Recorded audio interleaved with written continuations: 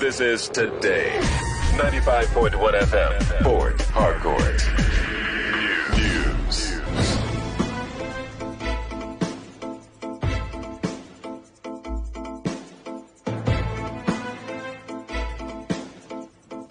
This is the world news on your premium talk radio. Today, 95.1 FM Port Harcourt. I am Amaka Felix. Welcome. In the headlines, federal government reiterates its commitment to addressing insecurity confronting the country. Minister of Interior Olubunmi Tunji Ojo orders probe into alleged 5.2 million naira extortion by NSCDC officers. River State Police Command investigates the death of a police inspector, Maxwell Zabu, who died in politician's home in Port Harcourt City Local Government Council. And on the foreign scene, West African leaders gather in Accra, Ghana, for a two-day meeting to address withdrawal of Niger, Mali, and Burkina Faso from ECOWAS. Details in a moment.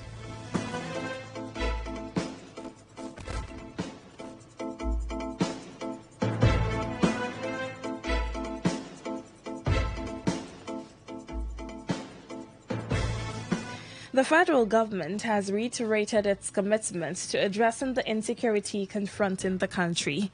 National Security Advisor Nuhu Ribadu gave the assurance during his visit to Makurdi, the Benue State capital, to commiserate with the government and people of this state over the loss of lives caused by a recent surge in insecurity.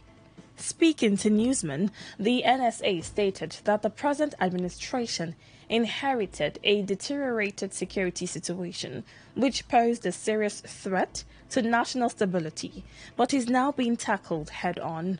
According to him, the insecurity confronting the country began about 15 years ago, but stressed that it is devoid of political, religious, or ethnic undertones. Ribadu also referenced the situation in Afghanistan, where he once worked alongside others from across the globe, stating that the country experienced comparable problems. He boasted that the administration of President Bola Tinubu is not doing badly despite the challenges, because there is no part of Nigeria currently under the control of bandits. The NSA appealed to Nigerians to understand the efforts of the current administration, assuring that the federal government remains committed to tackling insecurity nationwide. Earlier, while addressing the people, Ribadu said he was in the state on behalf of the president to offer condolences and to assure them of the federal government's resolve to combat insecurity in Benue. He also urged the people not to politicize the state's security problems, but rather to unite and support the government's efforts. While commending the armed forces for their sacrifices in protecting lives and property, the NSA encouraged citizens to support the military. The Inspector General of Police, Kayode Egbetokun, has announced the immediate reorganization of the police mobile force, aiming to bolster internal security and enhance operational readiness. The directive was issued during a conference with PMF squadron commanders at the force headquarters in Abuja. According to a statement released on X by Force Public Relations Officer ACP Olumuyiwa Adejobi, the IGP emphasized the need to reposition the PMF in alignment with its original mandate. The PMF was established as the Nigeria Police Force's elite strike unit, designed to respond swiftly to riots, emergencies, and violent threats. The IGP expressed concern over the diversion of PMF personnel to non-core duties. He noted that PMF personnel have been increasingly assigned to non-core roles, including escort and guard duties for private individuals and VIPs, a trend that has undermined the unit's effectiveness. Egbetokun further declared that PMF commanders will be held accountable for the conduct of their personnel, just as he urged them to adopt proactive leadership through regular training, inspections, and mentorship to ensure the maintenance of discipline, respect for human rights, and operational excellence. The Minister of Interior, Olubunmi Tunji-Ojo, has ordered an immediate investigation into the alleged extortion of 5.2 million naira by officers of the Nigeria Security and Civil Defense Corps. The directive follows a viral social media post accusing some NSCDC personnel of extorting the sum from a group of young men who were reportedly traveling from Ado-Ekiti, Ekiti State, to Akure, Ondo State. Tunji-Ojo, in a statement released by his media aide Babatunde Alao, expressed strong condemnation of the alleged misconduct, adding that the government would not tolerate indiscipline among paramilitary personnel. He maintained that the current administration of President Bola Tinubu is building a paramilitary that is disciplined, professional, and serves Nigeria and Nigerians with a sense of dignity and patriotism. Tunji-Ojo said in the current case they will ensure that justice is upheld and that security personnel serve with forthrightness. The minister noted that any officer found guilty would face the full weight of the law, reiterating the government's zero-tolerance stance on corruption and abuse of power within the security ranks. The 2023 Social Democratic Party SDP presidential candidate Prince Adewale Adebayo has told former Vice President Atiku Abubakar, Malam Nasir El-Rufai, and other opposition leaders that they cannot hijack the party for personal fights against President Bola Tinubu. Prince Adebayo, who spoke during the 50th birthday celebration of his wife, Queen Lillian Adebayo, in Abuja, said SDP is not a getaway car for a conspiracy and robbery. The legal luminary, who said he was still in the race for the 2027 presidential elections, maintained that SDP is not a platform for personal political battles. On the killings in Benue and Plateau, Adebayo advised the president to re-strategize the security architecture to address insecurity in the country. In the same vein, former African Action Congress AAC presidential candidate Omoyele Sowore took a swipe on the ongoing coalition move by the opposition stakeholders ahead of the 2027 general elections. Sowore, who spoke with newsmen, said he was in support of coalition and opposition in a democratic setting, but argued that the individuals involved in the current coalition move lack the credibility to champion real change. The River State Police Command has killed 2 suspects involved in the kidnap and murder of the Chief Executive Officer of HMG Attitude Limited, Hope Georgewell, who was kidnapped alongside 2 others on March 26, 2025, along the Cotton Channel, Bacana River, by a gang of notorious sea pirates. The command, in a statement, said the gang of kidnappers was led by one Priye Ngyangyan, a native of Degema local government area, River State. According to the statement signed by the command public relations officer, Grace Iringe Koko, despite a ransom payment of 2 million naira made to the kidnappers, the body of the deceased was later recovered and deposited at the morgue. The statement said, following relentless investigative efforts and intelligence-led policing, on April 3, 2025, operatives of the Anti-Cultism Unit in Emoha, in collaboration with intelligence gathered from 2 earlier arrested suspects in Yenegoa, Bayelsa State, a tactical operation was launched on the kidnappers' hideout, located in a creek off the Bunny Waterway. SP Grace Iringe Koko said to the police upon arrival at the hideout, the operatives came under heavy gunfire from the hoodlums and the team responded with decisive force. And in the ensuing exchange, 2 of the suspects were fatally wounded while others fled the scene with varying degrees of injuries. She also disclosed that the 2 initial suspects who led the team to the location attempted to escape during the melee, but were later apprehended with gunshot wounds. The statement further revealed that during a continued combing of the creek, some exhibits, including one operational speedboat, one 80-horsepower and 170-horsepower outboard engine, respectively, the deceased's mobile phone, SIM card removed, one live cartridge and food supplies used by the kidnappers were recovered. SP Iringekoko said the 4 wounded suspects were immediately transported to the police clinic for emergency treatment, but that upon arrival, the attending medical officer confirmed them dead on arrival.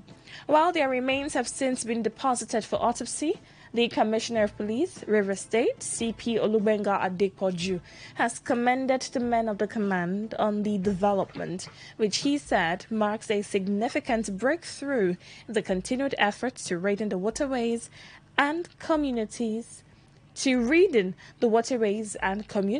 of criminal elements.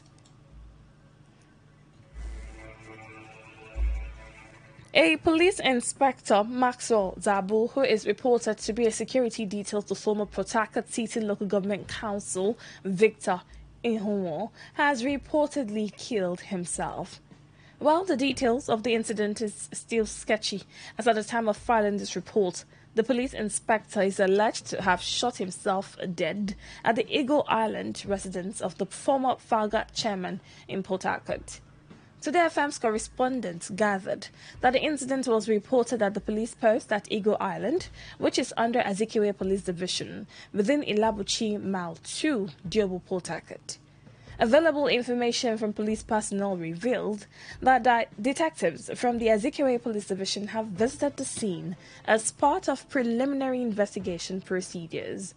When contacted, the public relations officer of the River State Command, Grace Iringekoko, who is of a rank of Superintendent of Police, said it is suspected that the police officer killed himself, but that investigation is ongoing to ascertain what actually transpired.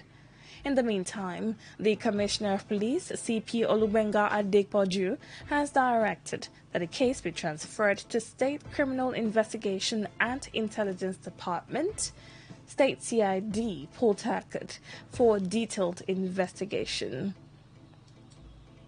You are listening to the World News on Today 95.1 FM, Voice of the People. After the break, more news, foreign and sports stories. Stay with us. Every day, every hour, when the big stories break, depend on our 24-hour news team to bring you the latest. Today, 95.1 FM.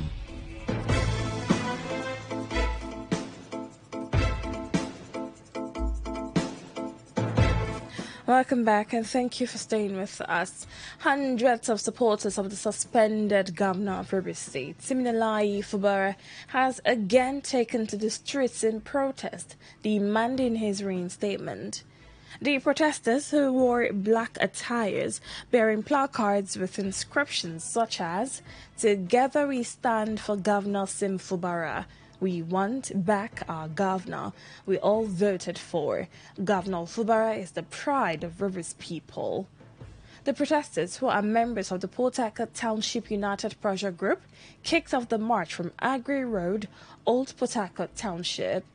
Addressing newsmen at the protest, the leader of the protest, Prince John Tamunokoro, called on President Bola Tinubu to, in the spirit of Easter, which indicates the love, forgiveness, and reconciliation as filled by the Christ, have a rethink over his proclamation against the democratically elected officers of River State. Tamunokoro urged President Tinubu to bring back the democratically elected governor of Rivers State, reminding him that in the last general election, Rivers people supported him and should expect bigger support.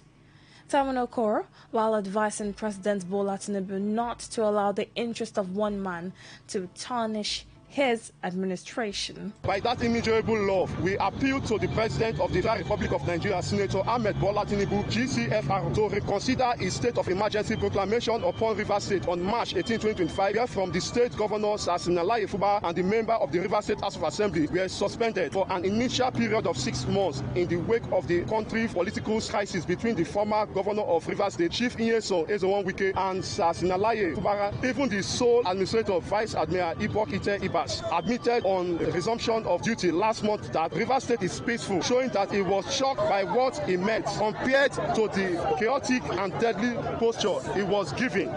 Prince John Tamunokoro also expressed worries as to why Rivers State would be subjected to emergency and suspension of elected officials, while other states laced with crisis and killings have no such experience. Rivers State did not deserve a state of emergency declaration when compared to Ondo, Edo, Plateau, Imo, etc. The emergency script appears to be a receipt for power grab agents against the development of the state, and so deliberately misinformed Mr. President, who made the actual declaration on Tuesday, March 18, 2025, for an initial period of 6 months, wherein both the elected governor, his deputy, and the member of the Rivers State House of Assembly stand suspended. Other crises have been rocked for months and years. Consequently, here have massive killings, kidnapping, and massacres in most of those states, with clear breakdown of law and order, yet no such declaration. This is the latest in a series of anti and pro protests that have rocked the state since March 18, when President Bola Tinubu declared a state of emergency in the state and suspended Fubara, his deputy, Professor Ngozi Odu, and members of the State House of Assembly. Some individuals from Kana local government area of Rivers State have protested against the former caretaker committee chairman of the local government council, Marvin Yobana, over alleged hijack of Easter gift released by the suspended governor Siminalayi Fubara. The aggrieved indigenes of Kana local government area, who spoke to Today.fm's correspondent, accused the former CTC chairman of diverting the Easter gift from the governor to his private home to possibly share to his friends.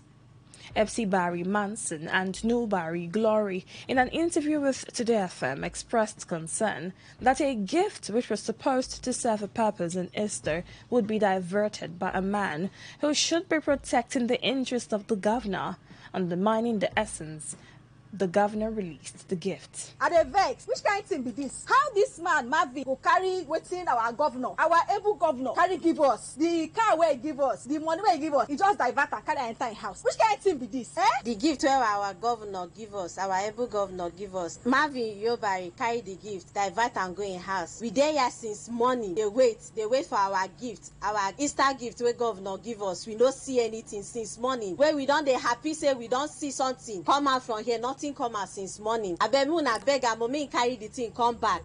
On his part, Legbosi Nikboa, who is one of the leaders of the Simplified movement in the area, cautioned against undermining the efforts of the governor for personal gains. We were given an information that the leadership met and they said that the governor sent some donations to the ward. I came here this morning only to be told that the whole process was hijacked. Both the cow and the money was hijacked to Kono. In the house of the former caretaker chairman of Kana, that's Marvin Yobana. As I speak with you now, I'm told that some of those cows and the money is with him. He's still in his house and he's not distributing it, making people feel as if the governor is not doing anything visible for people to see, whereas the governor is doing everything to appease his people. I don't know why he's sharing this. Instead of sharing the cow and the money to all members of the Simplified movement in Kana, he's sharing it to his cronies who are working at night with him and work in the day as if they are of a Simplified movement. They are not. Attempts by Today.fm's correspondent to reach out to Marvin Yobana to react to the allegation was not successful, as he did not pick up mobile phone calls put across to him. Samuel Ugochukwu Onuchukwu has been declared as the national president of the National Union of Ikore Students, NUIS, worldwide. Ugochukwu Onuchukwu was declared president of the students' group after scoring the highest votes from their election held in Port Harcourt.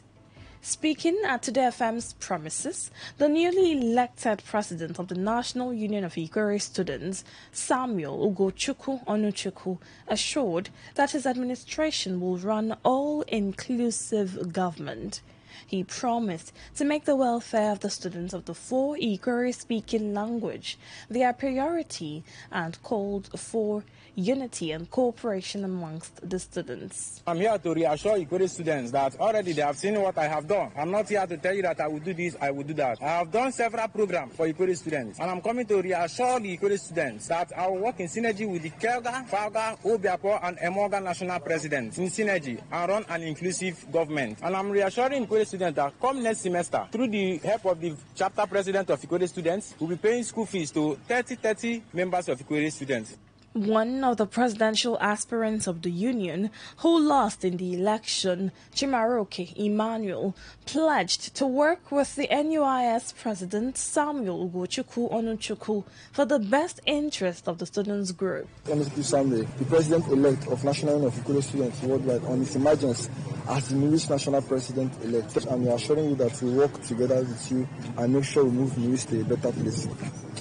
Some other Ikore students leaders, including the president of Kelga students, Kelvin Goodluck, his counterpart from Falga, God Power Messi, and Obiapo Aso Promise, as well as representatives of Emoha local government area, commended the credible electoral process and pledged to support the newly elected NUIS president. The newly elected president of Ikore students, in the person of Comrade Onuchukwu Samuel and his led ESCOs, I want to assure him that as the chairman of the Rivers State National President Forum and the Obiakpo Student National President, that we would work in synergy to ensure that we take Ikore height to greater height. And we also want to call on all Ikore students to please support this mandate, because it is a mandate of truth, a mandate of transparency, and a mandate of integrity. Our brand new national president, the independent of Samuel Onuchukwu, for emerging the victorious in today's election, to assure him of my support alongside with the entire Kega students throughout his government. Samuel Onuchukwu, as the newly elected National Union of Ikore Students, for his newly elected position as the number one student of National Union of Ikore Students. I have witnessed election free and fair today, that the people that has voted is happy for the emergence of their new president. On behalf of Emoga students, Samuel Onuchukwu, on your victorious emergence today. On the foreign scene, West African leaders are gathering in Accra, Ghana, for a two-day meeting to address the withdrawal of Niger, Mali, and Burkina Faso from the Economic Community of West African States, ECOWAS. The talks will focus on how the three junta-led nations' exit will impact the bloc and its institutions. Earlier this year, Niger, Mali, and Burkina Faso made their official departure from ECOWAS. In response, the bloc outlined transitional guidelines, maintaining policies like free trade and visa-free movement, at least temporarily. Now, member states are set to finalize those measures and determine next steps. Tensions have grown after the three countries, now part of the Alliance of Sahel States, imposed a 0.5% import duty on ECOWAS goods, a move that challenges the region's free trade ambitions and complicates relations further. As discussions continue in Accra, ECOWAS faces the challenge of redefining its ties with the breakaway nations while preserving stability and cooperation across West Africa. To end the news, here's the summary of the major stories. The federal government has reiterated its commitments to address insecurity confronting the country. The Minister of Interior, Olubunmi Tunji Ojo, has ordered a probe into the alleged 5.2 million naira extortion by NSCDC officers. We told you that River State Police Command is investigating the death of a police inspector, Maxwell Zabul, who died in the home of a politician in Port Harcourt Local Government Council. And on the foreign scene, you heard that West African leaders are gathering in Accra, Ghana, for a two-day meeting to address the withdrawal of Niger, Mali, and Burkina Faso from ECOWAS. Uchendu Ejoho edited the news. For comments and inquiries, please call 0818-389-2850. Send your emails to news@todayfmlive.com. Read our stories on www.todayfmlive.com. I am Amaka Felix. Thank you for listening.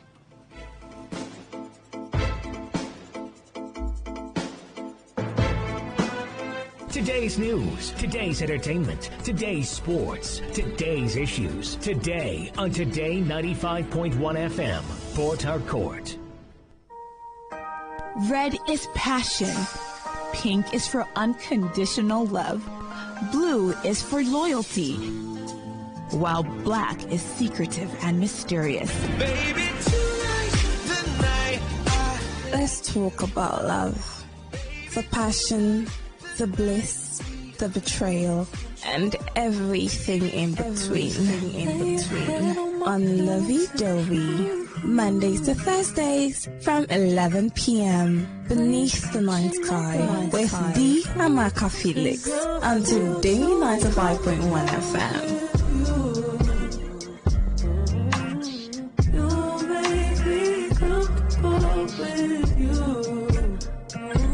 Don't get it mixed up. You are listening to Today 95.1 FM, your premium talk, news, and sports station in Port Harcourt. We are the voice of the people. Bunkering is a legal act of smuggling crude oil from pipelines and storage facilities, which poses significant dangers to Nigerian society. This activity has different consequences that affect various aspects of the nation's well-being, and it has consequences such as untimely death, environmental devastation. It fuels insecurity. It also damages our infrastructure, and it also damages our international prestige. You might say, how do we make a living if we stop this illegal activity? Well, as a young individual, you can channel your energy into positive endeavors that can help you generate income and create an adequate future for yourself. These are some ideas to help you generate income. You can go into starting a business. You can also acquire digital skills or gain agricultural knowledge or engage in farming. You can also acquire arts and creativity. You talk about technology and innovation. Then, skills and vocational training. Please note that success often requires dedication, consistency, and continuous learning. This message is brought to you by your premium talk radio, Today 95.1 FM, Port Harcourt.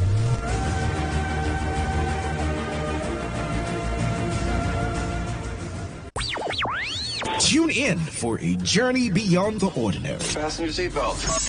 We're not just a station.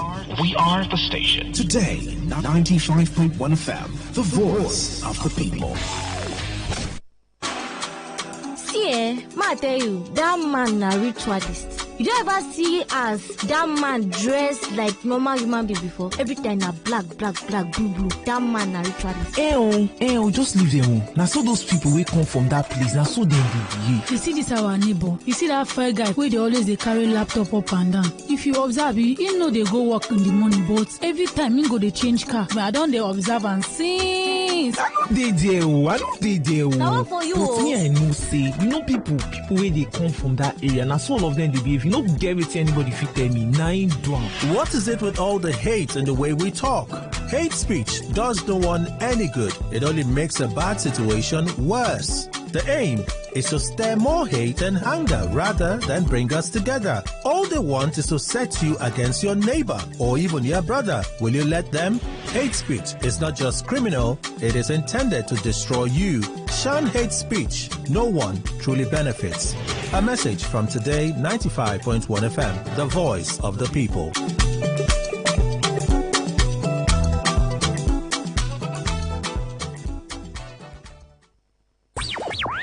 Tune in for a journey beyond the ordinary. Fasten your seatbelts. We're not just a station. We are the station. Today, 95.1 FM, the voice of the people. 365 days. Around the clock. Around the world. Non-stop talk, news, and sports. The latest hit and the greatest memories on radio. Serving our community, spreading love and color. Because we are Today 95.1 FM, voice of the people. Becoming free, it's the grace of God.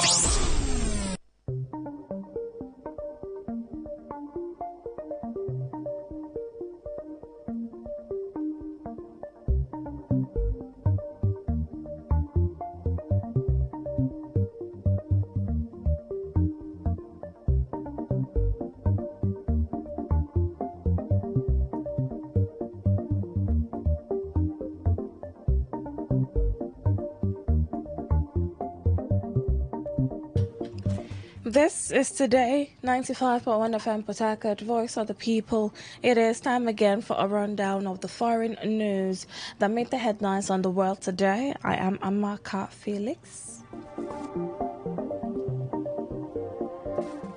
In the headlines, South African Catholics mourn Pope Francis.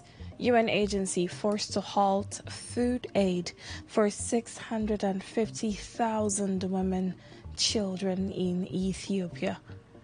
Pope Francis' funeral scheduled Saturday, April 26. Details in a bit.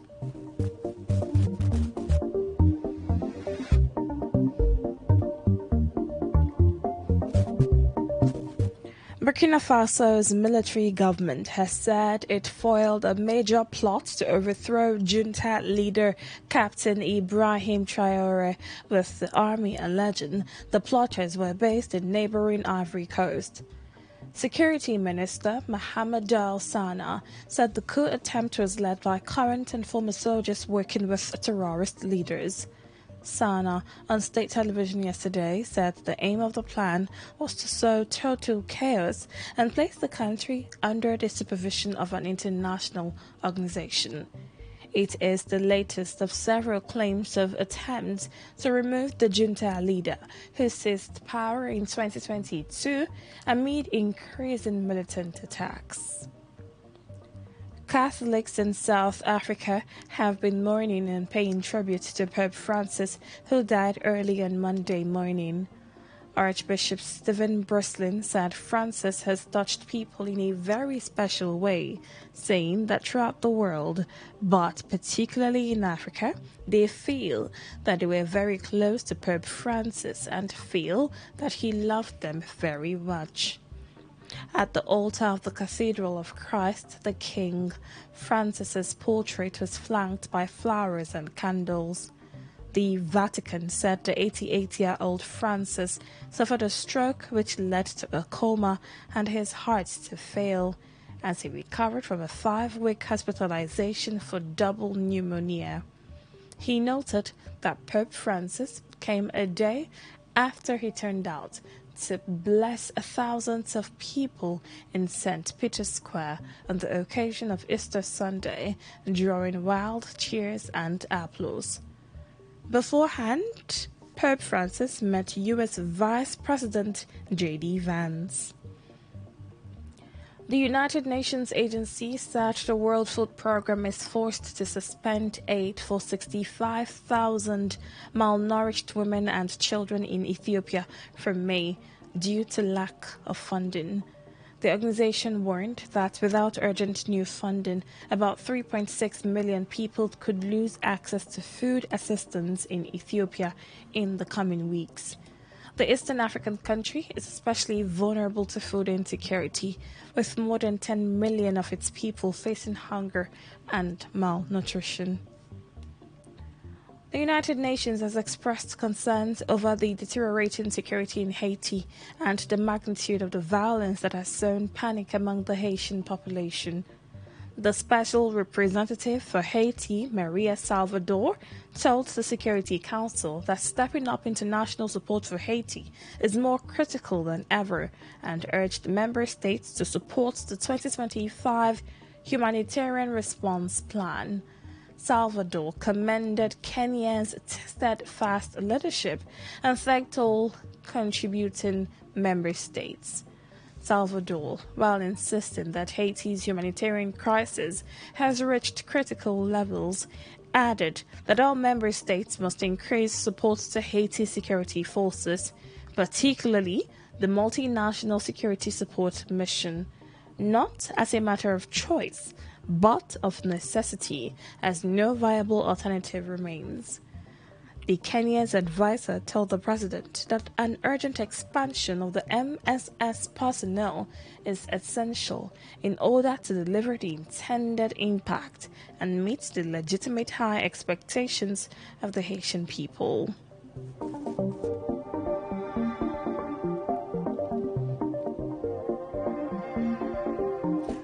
Away from Africa to the rest of the world, more than 100 U.S. universities and colleges, including Ivy League institutions Princeton and Brown, has issued a joint letter today condemning President Donald Trump's political interference in the education system. The move comes a day after Harvard University sued the Trump administration, which has threatened to cut funding and impose outside political supervision. Trump has sought to bring several prestigious universities to heel over claims they tolerated campus anti-Semitism, threatening their budgets, tax-exempt status, and the enrollment of foreign students. The letter said the universities and colleges were committed to serving as centers where faculty, students, and staff are free to exchange ideas and opinions across a full range of viewpoints without fear of retribution, censorship, or deportation. The funeral of late Pope Francis has been scheduled to hold on Saturday, 26th of April 2025. The Vatican, in an announcement, said world leaders ranging from U.S. President Donald Trump to Ukraine's Volodymyr Zelensky have assured of their attendance to honor the Catholic leader. The Argentine pontiff, 88, died yesterday from a stroke, less than a month after returning home from 5 weeks in hospital battling double pneumonia. His funeral, which is expected to draw huge crowds, will take place on Saturday in front of St. Peter's Basilica at the Vatican. The date was set by the first so-called General Congregation of Cardinals today, which kicked off a centuries-old process that culminates in the election of a new pontiff within 3 weeks.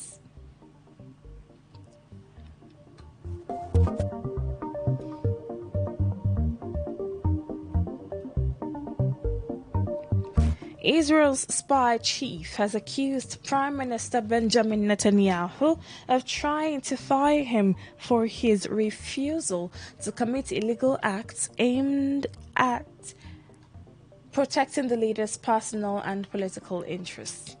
Ronen Bar, chief of Shin Bet, Israel's domestic intelligence service, made the assertion in an affidavit to the Supreme Court. Netanyahu's move last month to dismiss Barr was suspended by the court pending an investigation, and the ensuing tussle has provoked large protests, with crowds accusing the prime minister of endangering democracy. Netanyahu also said he will sack the spy chief due to a breakdown in trust, supposedly linked to Hamas's attack in October 2023 that led to the Gaza war.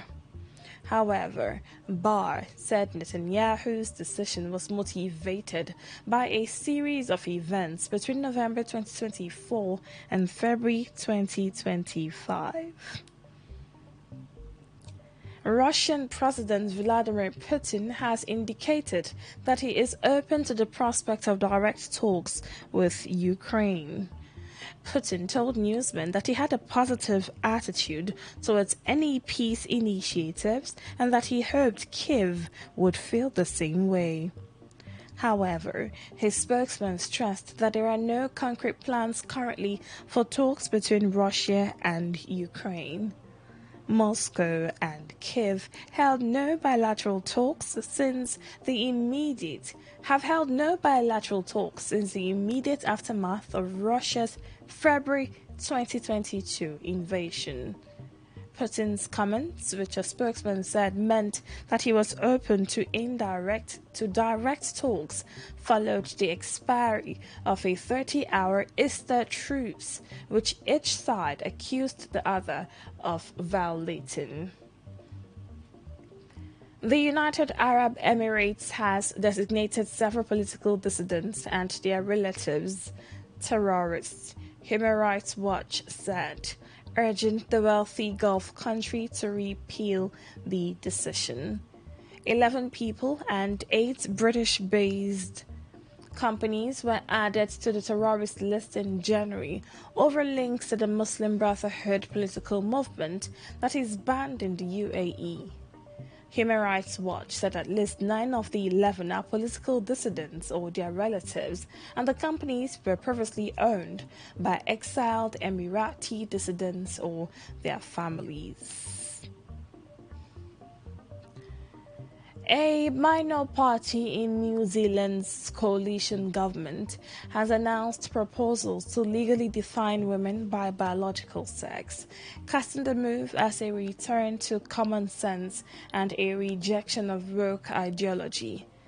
The bill, announced by the populist New Zealand First Party today, would define a woman and a man in law as a human biological female and an adult human biological male.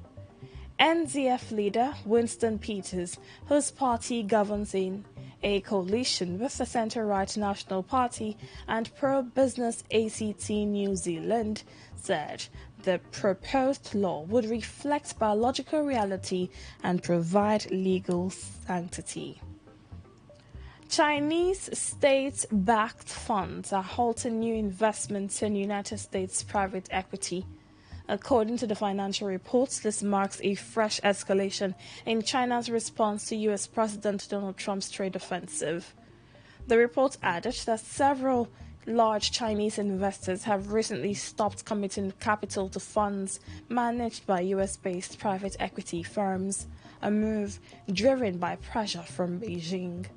This comes as trade tensions between the world's 2 largest economies continue of Pahalgam.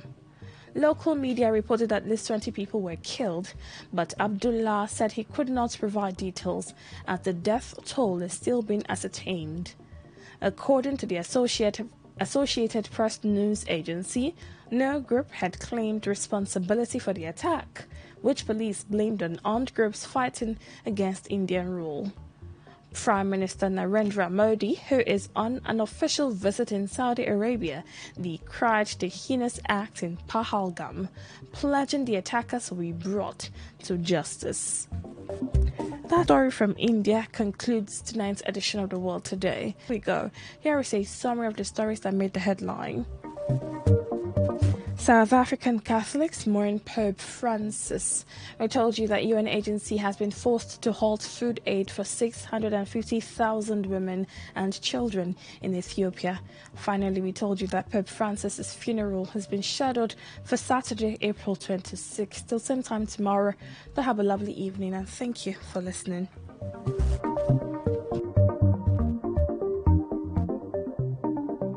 It's a triple experience on this frequency. Talk, news, and sports. Right here, every day on Today 95.1 FM.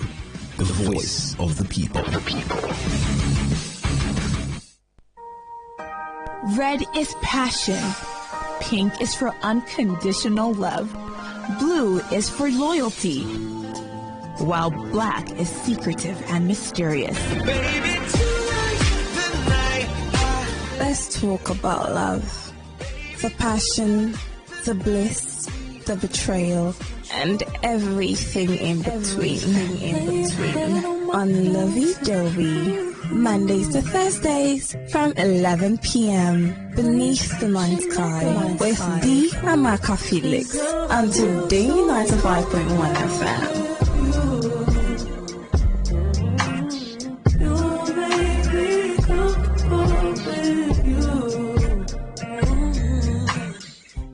Talk radio. I listen to a lot of talk radio. 95.1 FM.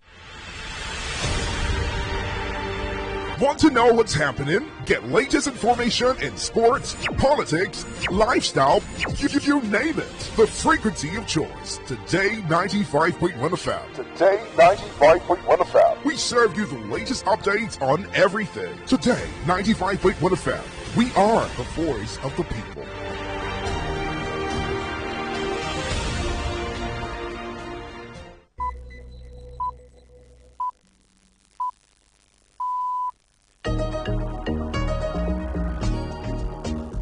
BBC World Service. I'm Charles Gitonga in Nairobi with Focus on Africa.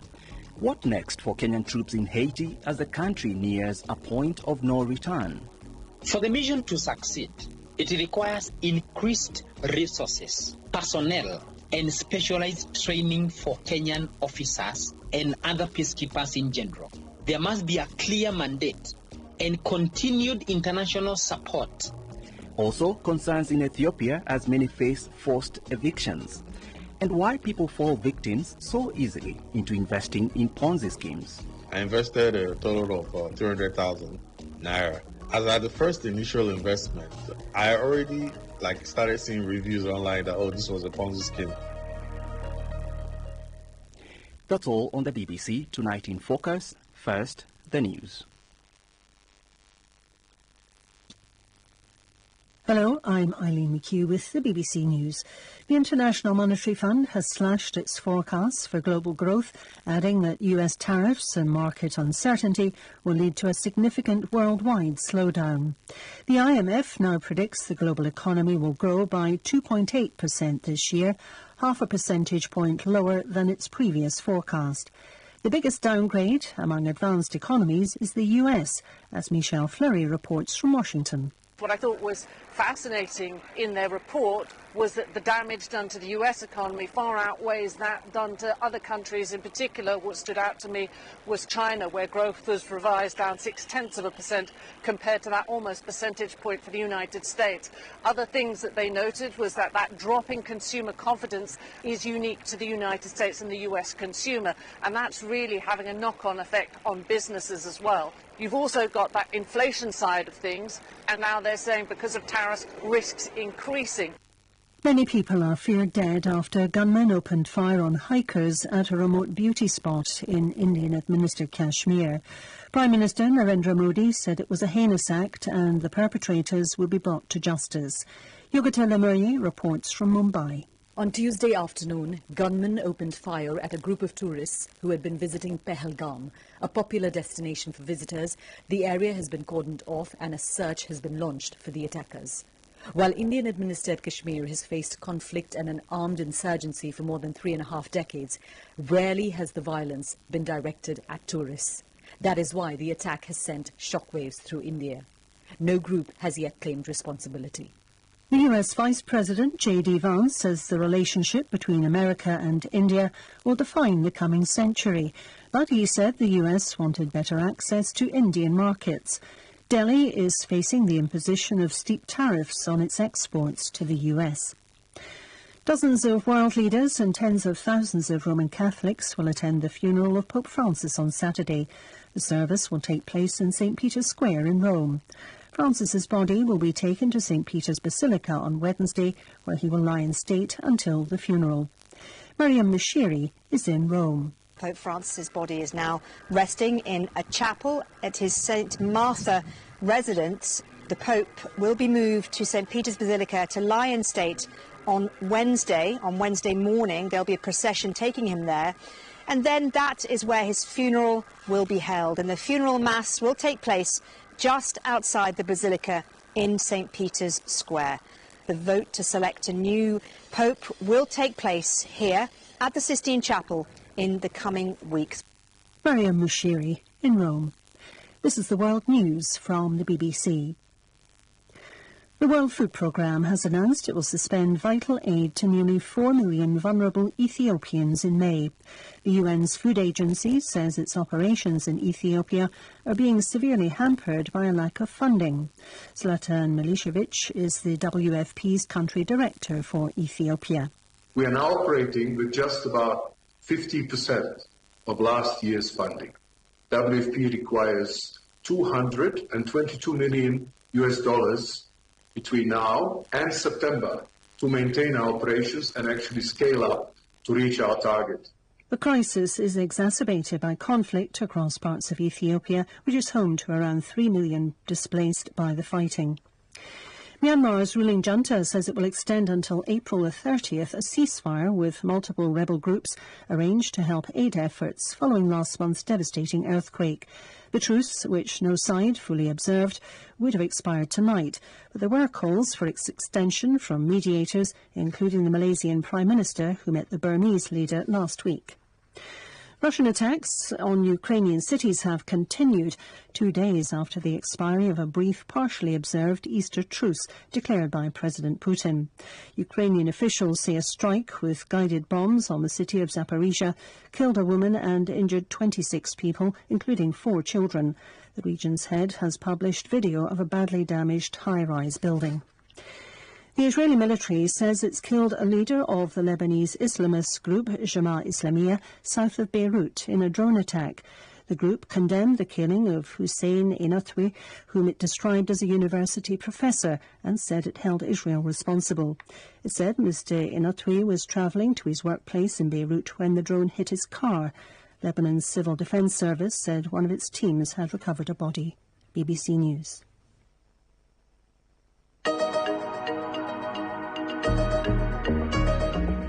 Hello, I'm Charles Gitonga, and here is what's coming up for you on this edition of Focus on Africa. The UN Special Envoy to Haiti, Maria Isabel Salvador, calls for urgent international intervention to prevent a humanitarian and security disaster on the Caribbean nation. What could this potentially mean for Kenyan troops deployed there?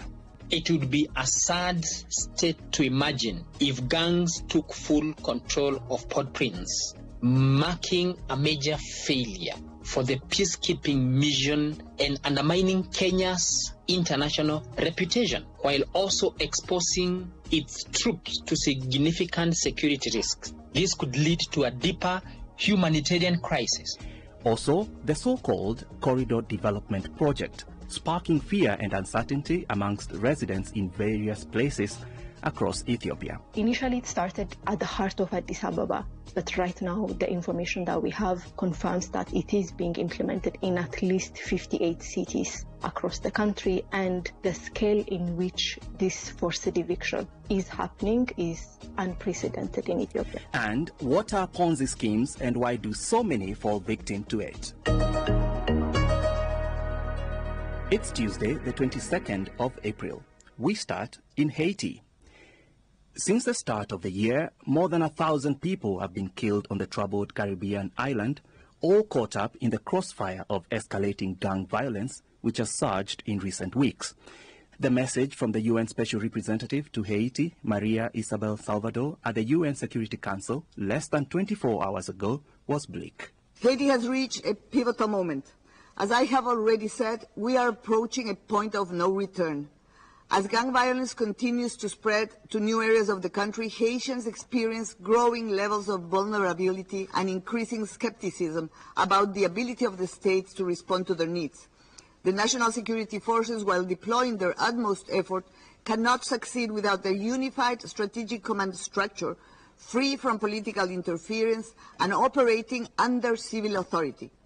Without timely, decisive and concrete international assistance, the security situation in Haiti may not change.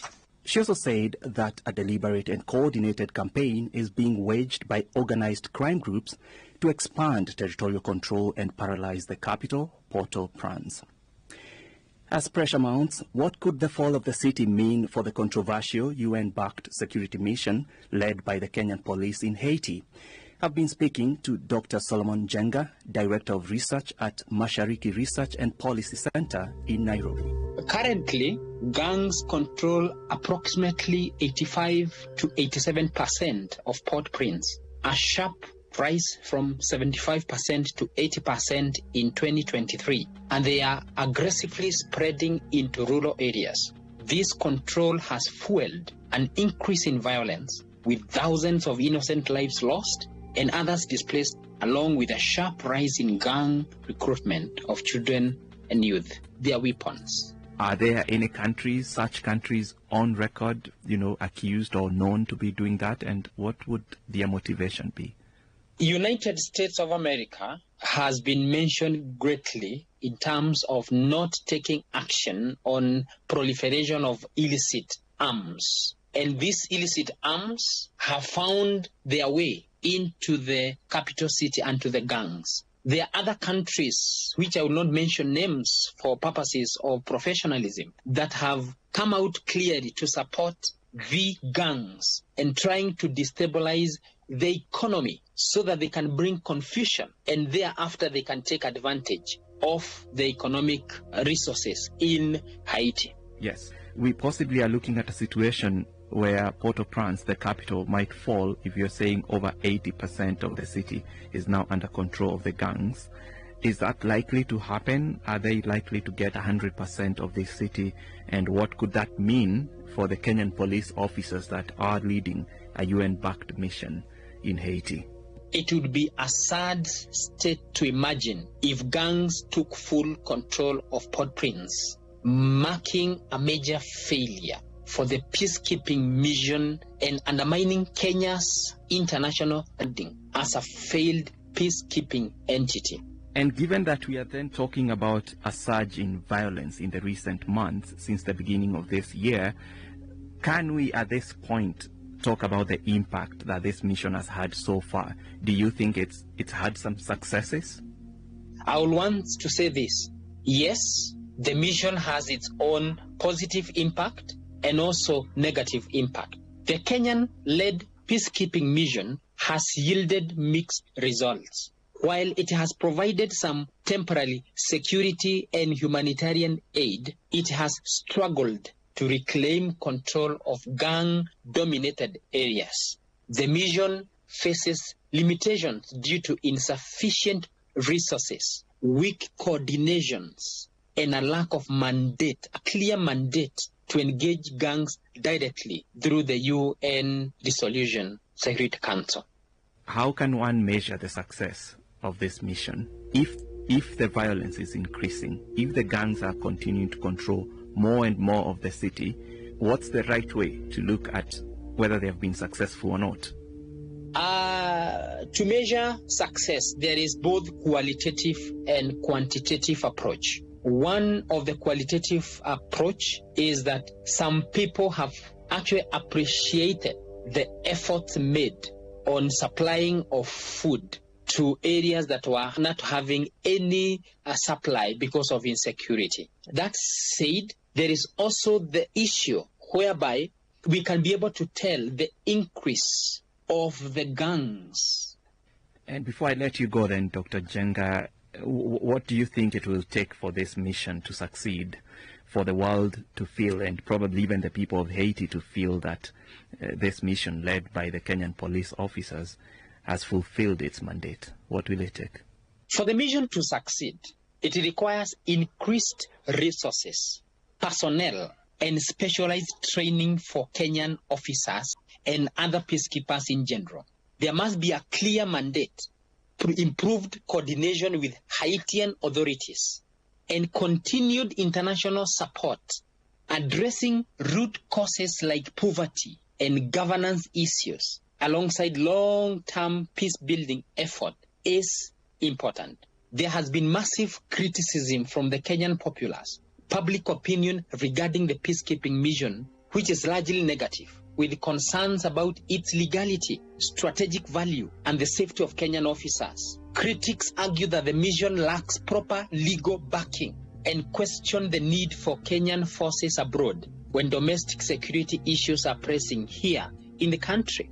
Nonetheless, the government has maintained that is fulfilling the United Nations Security Council Resolution 2699, adopted in October 2nd, 2023, which authorized the deployment of a Kenyan-led security mission. In conclusion, Charles, strengthening Haiti's security sector through reform and training is key to restoring stability. All right. Thank you so much. You are most welcome, Charles. Dr. Solomon Jenga, Director of Research at Mashariki Research and Policy Center in Nairobi.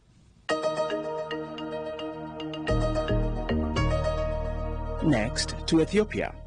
Thousands of homes demolished, historic buildings destroyed, and families left without notice. Rights group Amnesty International is accusing Ethiopian authorities of forced mass evictions under a major urban renovation plan. The so-called corridor development projects rolled out in the capital, Addis Ababa and beyond, have sparked fear and uncertainty, with victims said they've received little to no compensation. The Ethiopian government has not commented on the Amnesty International report, but has previously said that it has paid compensation to people who have been displaced in the capital. Let's hear from a couple of people who've been affected by this.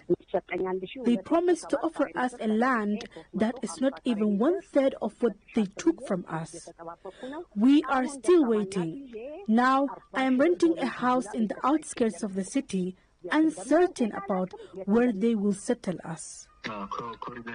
Before the corridor project, I used to manage a hotel that I rented. One evening around 6 p.m, they arrived without prior notice and demanded we pack everything within 2 hours, stating that a bulldozer would demolish the hotel by 8 p.m.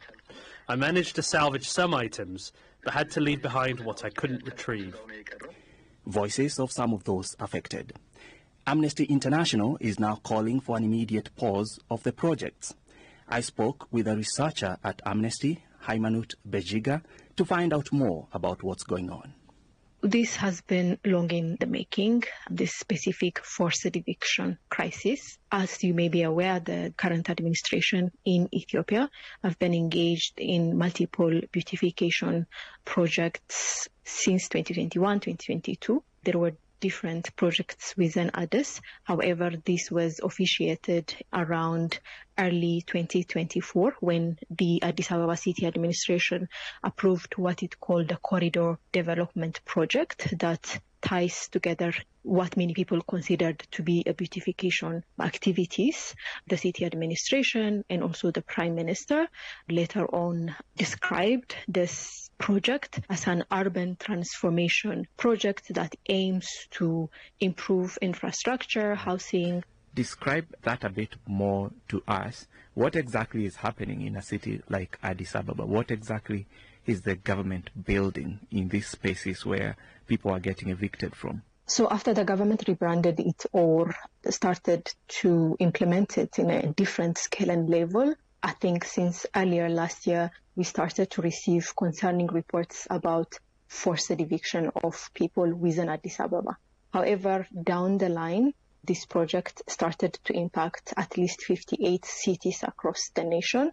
Authorities will designate a specific area to be improved, to be developed. They will evict a certain population, and there are many ways of implementing their project. Some is for the expansion of roads, others are for parks, others are for walkways across different cities. We've seen a couple of cases in which these sites are reallocated for other forms of investment, such as building apartments. We've seen some private banks bidding and participating in lease auction of land. Initially, it started actually at the heart of Addis Ababa in the old town called Piazza, and then it started to slowly expand in different phases. But right now, the information that we have confirms that it is being implemented in at least 58 cities across the country, and the scale in which this forced eviction is happening is unprecedented in Ethiopia. Forced evictions particularly have been happening in Ethiopia throughout different administrations. However, the scale is something that we've never seen before. What has happened then to those people that have been forcibly evicted from these spaces? And are they just losing homes, or are they losing as well businesses? People are losing almost everything that is attached with their residence. Earlier this year, we started to receive concerning reports around a very large forced eviction. Just to clarify for your audience, evicting people for different legal and legitimate purposes is not forbidden. According to processes, there are legal protections, there are safeguarding and well-being mechanisms that are in place that the government have to consider when carrying out this mega development project. So earlier this year, we've received reports that around the first week of November, a very large area in the Bole and Lamikura sub-cities, this is around the Bole airport, we've received that thousands of households were evicted within around a week period. We started to investigate it. We have concluded that only within this 47 household, around 872 people were forcibly evicted. 114 are children. So it's shocking. Haimanot, are you able to tell us where those people are now, the ones that have been evicted, and how they are surviving?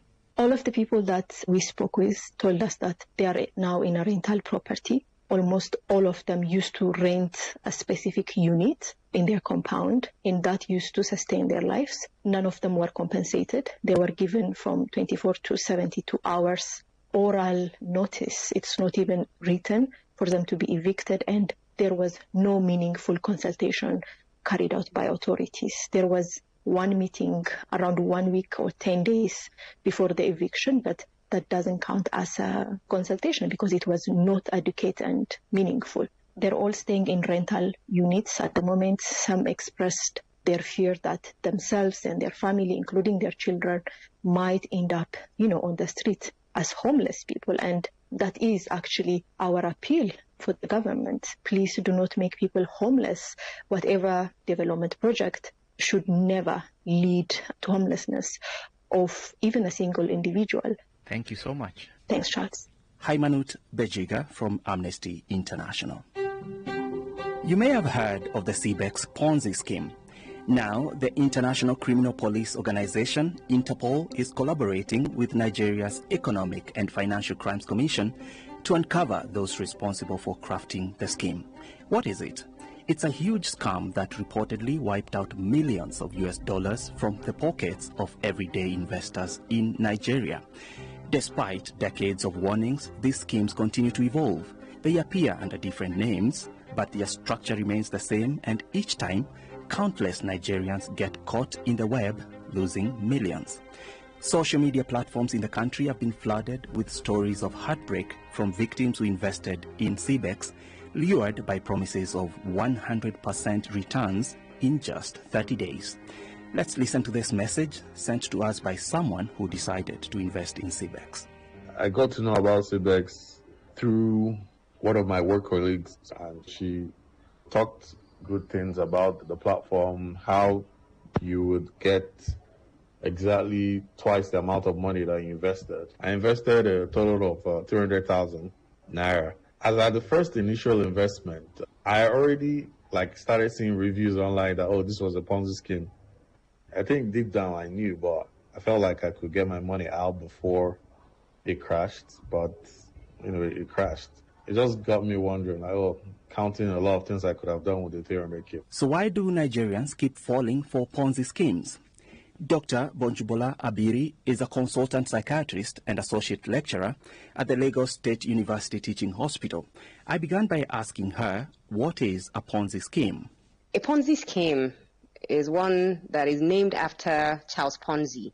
In the 1920s, Charles Ponzi, an Italian con artist and charlatan, promised people big profits if they invested their money. And so a Ponzi scheme typically describes a type of scam where people invest their money because they believe that there's big profit. However, what usually happens is that whoever the perpetrator or the investor is doesn't exactly invest their money. Instead, they just use money from new investors to pay the older investors. And so initially, when the scheme starts, it seems like it is true because, the early investors get a lot of money and they're telling others it works. But the truth is that there's really no real investment happening. It's just money going in and being moved around. And so at the end of the day, what happens is that the scammer is unable to pay the new people who join and the cookie crumbles. What makes people vulnerable to this? And we can discuss the case for Nigeria, for example, because the reason we are talking about this is because of this CBEX scheme that marketed itself as a high-yielding digital investment platform that are going to use AI to trade crypto assets. These are all buzzwords that I would think any young person sitting anywhere in Africa, not just in Nigeria, if you hear that, you start to think you can get quick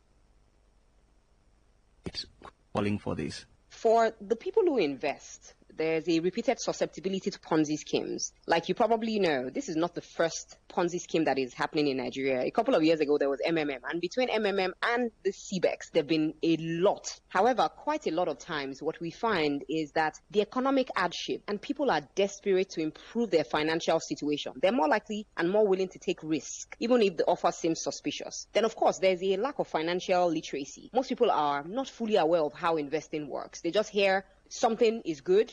They hear that someone has made money from it. And like you said as well, a lot of buzzwords are thrown around. Of course, we mustn't, fail to talk about the fact that there's a lot of greed as well. People are looking for the promise of doubling money in such a short time. But that greed may also sometimes be hope that is cloaked in desperation or aspiration. And then, of course, there's also what is known as the authority bias. Many of these schemes use and utilize people who are highly looked upon in the society. They endorse them as people who can speak about their brands. See, people of authority believe that if this person can say it, then it works. And lastly, sometimes, even though this is not a huge part of it, there's poor regulation and enforcement. I mean, from what we heard about the CBEX, they were not even registered in a lot of places. But over time, some people may argue that, people who keep going back to Ponzi schemes are just stupid. At the end of the day, there's a lot of behavioral economics involved, and it's more of psychological patterning. It's about the predictability of human behavior. I would assume at this point, with the internet being so available, social media is the place where some of these campaigns happen.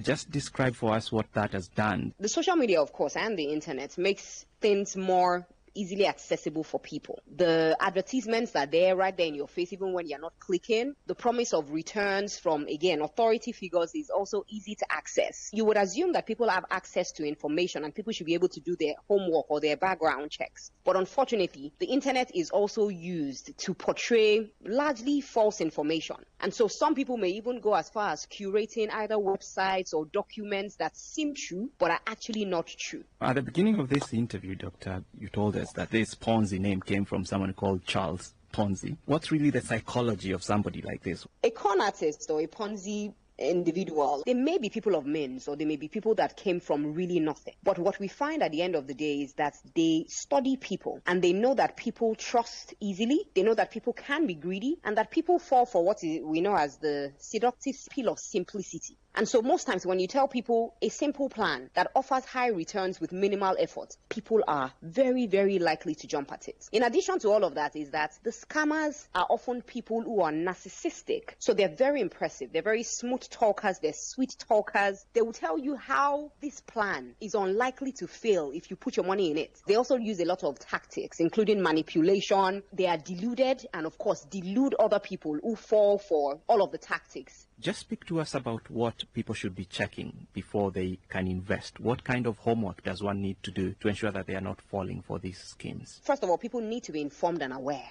And people need to discard the notion or the thought that it can never happen to me. We must teach people to spot manipulation tactics. We must be able to spot red flags, things like investment frauds, pyramid schemes. We must be able to spot fake endorsements and, of course, emotional baiting as well. People must learn financial resilience and must be also financially literate. I think it's also very important that people get a lot of emotional and psychological support. A lot of financial manipulation works because it preys on insecurity and stress. And so a number of people who may have been hurt by this current Ponzi scheme are likely to isolate, be ashamed, and not want to talk about their experiences. Dr. Bonjubola Abiri, consultant psychiatrist and associate lecturer at the Lagos State University Teaching Hospital.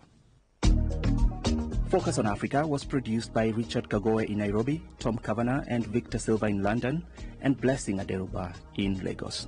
Carney Sharp was the senior journalist in charge, and Philip Bull was the technical producer. Our editors are Andre Lombard and Alice Mudengi. I'm Charles Gitonga. Thanks for listening.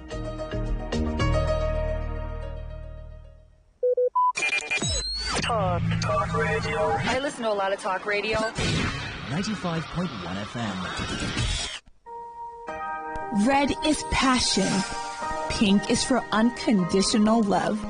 Blue is for loyalty. While black is secretive and mysterious. Baby, Let's talk about love. The passion, the bliss, the betrayal, and everything in between. on Lovey Dovey. Mondays to Thursdays from 11 p.m. Beneath the Night Sky with D. Amaka Felix on Today 95.1 FM.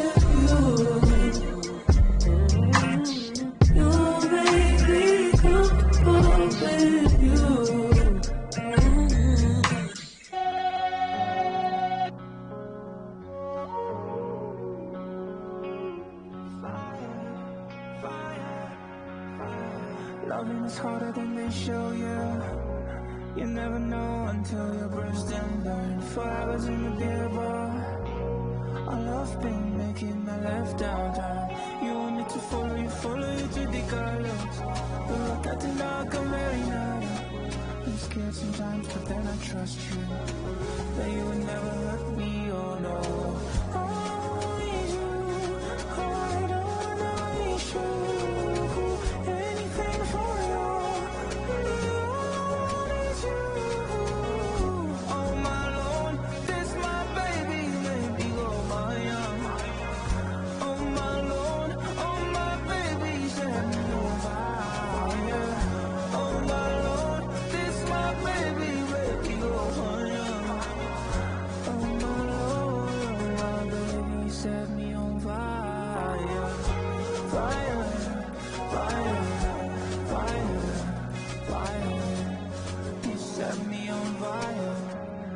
You set me on fire.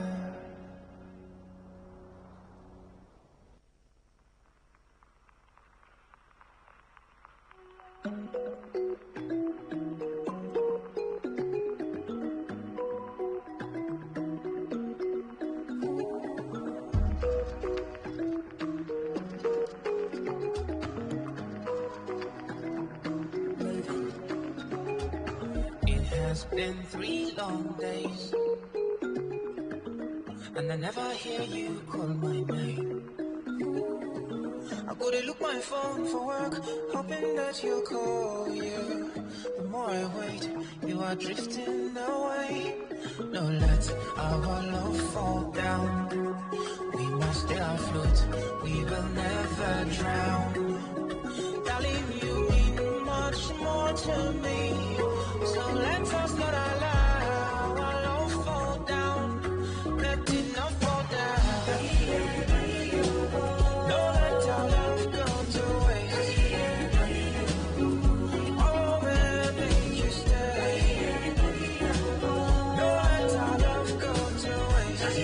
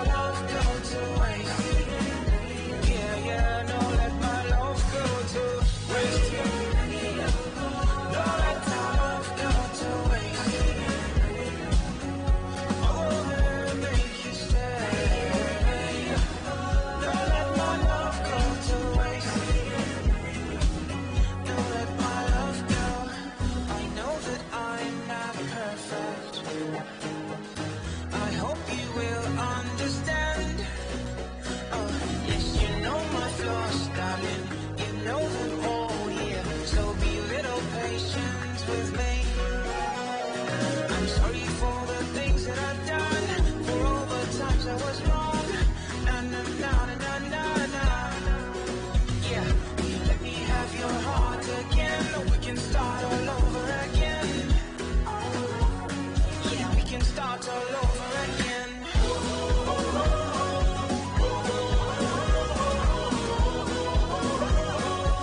We no go let our love come to waste.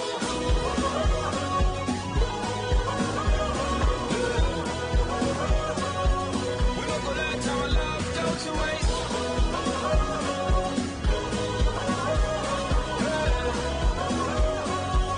No go let our love go to waste. This our love no go waste.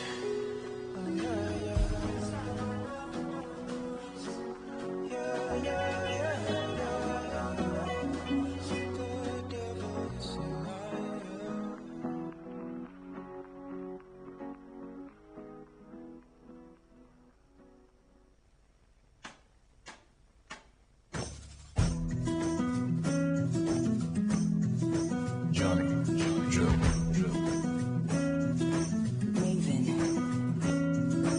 Love is a beautiful thing. This love's not for you and me. Be my Juliet and I'll be your Romeo, my love. Well, it's time to find your Juliet and Romeo. So, dear Juliet, your Romeo is waiting for you. If you haven't found him, this might be the perfect time to find him. And then, dear Romeos, dear Juliet, they wait for you. So, how about you step up and step out? Okay, because trust me, your Juliet is not in your house. That is, except you are married. Okay, then your Juliet might be in your house. But the Romeo and Juliet type should not be the type that, Shakespeare actually wrote about, that died for love. You don't have to die for love, or please stay alive for love. Okay, don't get it twisted, please. How are you doing, beautiful people? How did your day go? I hope you had a blissful day. I hope you made urgent 2K. In fact, I hope you made urgent 2Ks.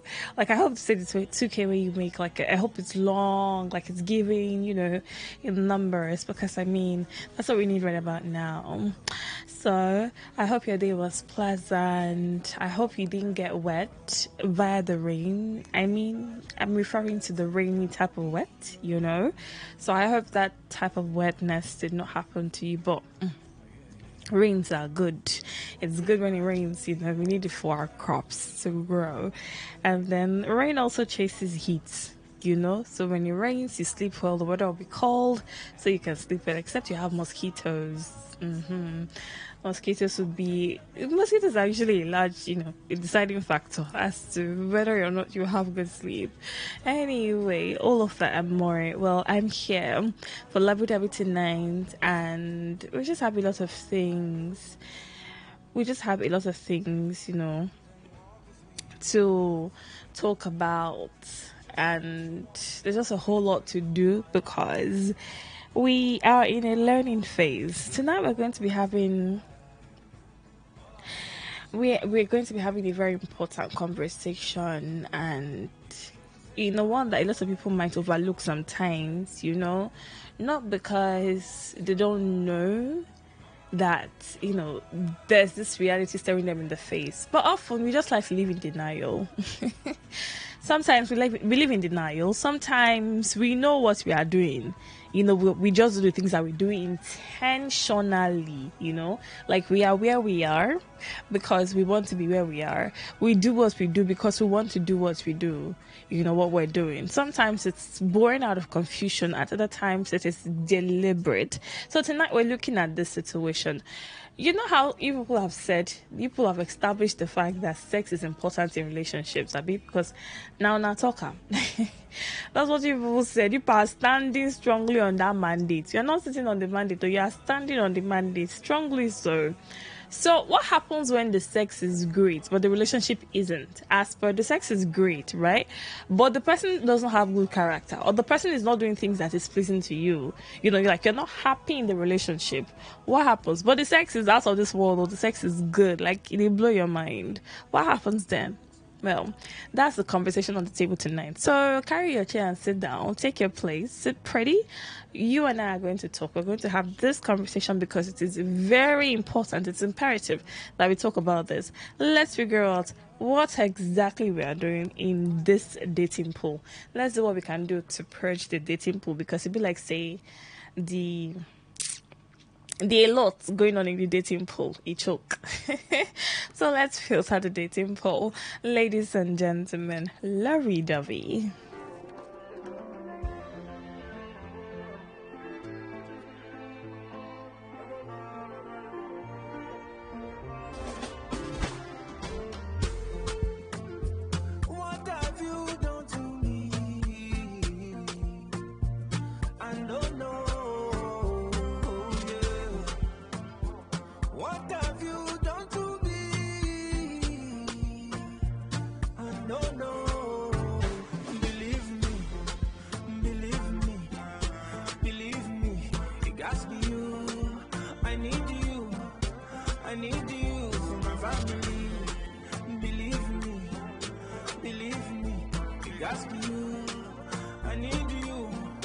I need you for my family.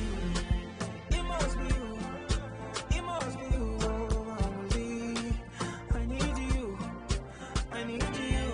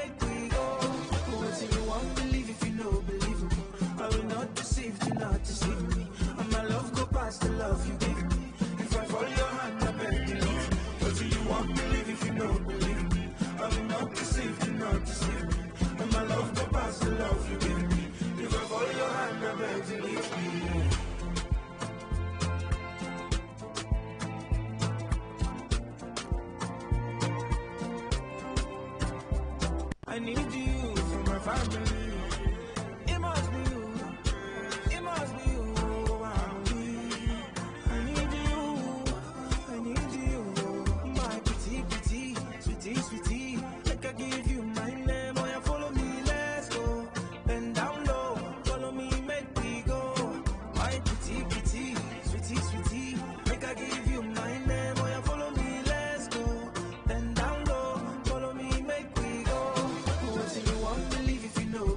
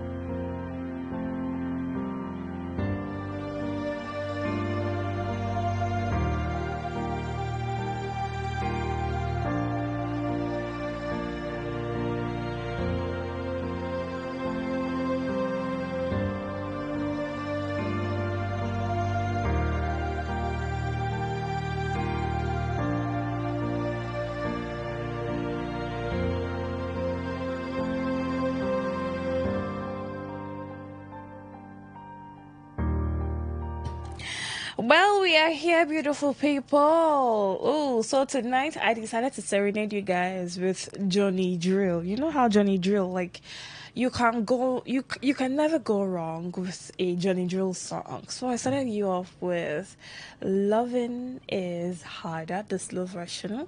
Let me just use my hand. Let me by myself tell you guys the titles of the songs I just played, because before I'll be getting messages, people asking me. People like to ask me the songs I play. So let me just tell you myself, please, for peace sake. So Johnny Drill, "Loving Is Harder." That's the slow version. Then I moved to "Our Love" by Johnny, and then I moved to "Romeo and Juliet," still by Johnny, and then "Believe Me" by Johnny Drill, still. Okay, so it's a Johnny Drill night. I want to drill you. Anyway, I know that I have successfully done that already, because I know you feel good. I know you feel good about all of that. So I did leave a question for you. I said, draw your seat, come and sit down and think about it. What happens where, since you people said, it's people that said it to me, I don't know, because I cannot relate. I know that sex is sweet, sex is good, right? But when people insist that sex serves as a bond, it serves as a bonding factor for people in relationship, me, I'm just looking at people with one eye. Like, I'm looking at people in HD, because I've been in 3D, because I want to understand it. You know, because it's a whole lot going on. It's a whole lot going on. So let's look at it from, all the perspectives. What happens when the sex is good? The sex is really, really good, but the relationship is not sweet. Like, there are things about this person that you don't appreciate. There are things about this person that you don't like. So would you remain in that relationship because the sex is good? Would you now say, oh, you want to manage the person? Would you say you want to begin to, what's the word now? You want to begin to filter. You want to take out the bad part. You want to focus on the good part. In this case, the good part being sex. So if sex is the only good part, if sex is the only thing that would make you decide to stay with the person, what kind of relationship are you having? Because at the end of the day, you realize that sex is cheap, right? Sex is cheap. While there's the whole, you can actually pay for sex and you can get it. Now, if you cannot afford to pay for sex, you can still do friends with benefits, because some of you use that scope. Some of you will come into somebody's life because you're trying to sleep with her. Those of you who do that thing, you know that you do those things. You people do it. So you know that you want to sleep. What you actually want is to sleep with this person, but you come in with, scope of friendship. Some of you even coming with scope of relationship and all that. You know your actual intention. Now, once you get what you want to get, you don't otilo. This is something that happens, it happens a lot. So when the sex is good, right? When the sex is good, what happens when the person does not have good character, or when the person is maybe not a bad person? The person might, have or possess one or two qualities that are admirable, but the person is not your person. The person is not your person. Like, you guys don't click. You are not compatible in other senses, but the sex is good. So you are sexually compatible. In other words, you are sexually compatible, but you are not characteristically compatible. If there's any such thing, but I'm just trying to make you understand what I'm referring to, so you have a full picture of what I'm saying. So when the sex is good, but this person is not giving, the person is not eating. What's that, Gen Z? Gen Z will say, you ate and that's on period, but this person is not eating. The relationship is not giving, so quite poor. It's not giving anything. What would you do in that circumstance? What would you do? So I asked this question earlier. I put it out on social media, and the responses I got have been hilarious, because I'm looking at this people and I'm like, why are you people typing this thing? What is going on? I can categorically tell you that 50% so far from the messages I've seen, I've not had the time to read the others, but from the messages I've seen so far, 50% are saying they will continue having sex with the person while waiting for a person they would actually like to date to come around, or while searching for somebody else. So they will not break up because the sex is good. They will stay put. The sex will keep them. And then they will, on the other side, continue to hunt for somebody else who will probably take, the important qualities on their list, and then they're good to go with that person. And I'm like, So sex can no longer keep you people, because I thought people were saying that sex can keep you. So if this is now the narrative, what next? The other time we had that conversation here on LWW, when I asked if sex can keep a man, some of you said yes. And I brought that conversation to LWW because I had a conversation with some people. I did like a mini survey. Often I like to, sample word on the street. And so I did that. And a lot of men said that if the sex is good, they can consider a relationship. So maybe they were not thinking about a relationship before then, but maybe after the sex. And they just see that, maybe the girl just gave them, she just gave them water style like this. And then they're not thinking, should I date this girl so I can be collecting? Some people, some men legit said that can be like a pattern. Like things like that can happen. Like it happens where it's after the sex, they now begin to consider a relationship with this person. So since people said that sex can keep you, I'm not asking if the sex is good, but the relationship is terrible. Are we still standing on that mandate, or should we shift? Should we stand on the mandate, or should we sit on the mandate? Let me understand it, because I don't like the situation where we have to, keep going in circles, and it feels like there's just confusion going on. The dating pool is already in a mess, and I feel like it needs a total overhaul. The dating pool needs a total overhaul. If we don't do what we have to do to stamp this, there are certain things that needs to be stamped, that we need to sort out and get rid of completely. Because look, some of you, the idea of relationship that you have, is only God that will save the people you are dating. Like, what's going on really? What's like a lot? I'm just tired. I'm tired. Like, I'm just so. I think about it sometimes, and I'm wondering how we got there, because it's disturbing. It's disturbing that we have to do things like this. But at the same time, if it is something that works for you, I'd like to know. If it is something that works for you, I'd like to know, because there's a whole lot, right? There's a whole lot in that process, and there's some things I want to even walk you through.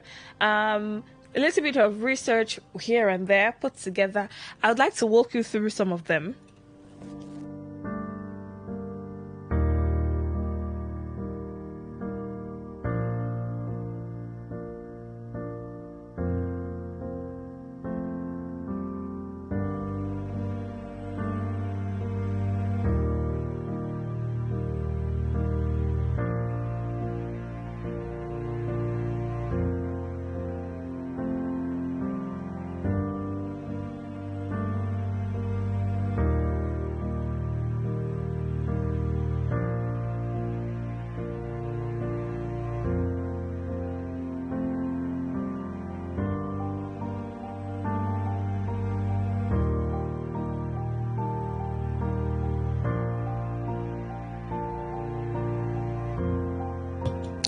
All right, so I was just looking for a compilation of my research work, because people know that I will go and do research. I do this thing where I just go and do research. I make research because, please do. I'm coming to you with facts. So I'm just going to do a rundown. Let's start from the beginning. When the sex is amazing, that's how I captioned tonight's conversation, right? So when the sex is amazing, the weather is cold, and it's Truthful Tuesday. So make sure that anything you say to me today, when you call in, when you text in, make sure you be speaking your truth, because please do. Let's get it clear. I said on Lovey Duffy, we're learning, we're unlearning, we're relearning. So it means that we're dropping some things that we used to do.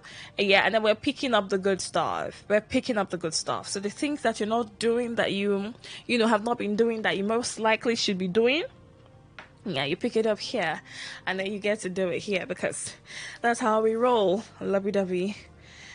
That's how we do it around here. Okay, my darlings? So let's get into it. Many relationships involve lovemaking. As many people have said, sex serves as a bond for partners. You people said it. You are the ones that said it all. Because we had that conversation. We've had similar conversations here in Lovey Devi where you guys insisted that sex is important. Hey, some people even say they cannot do without sex.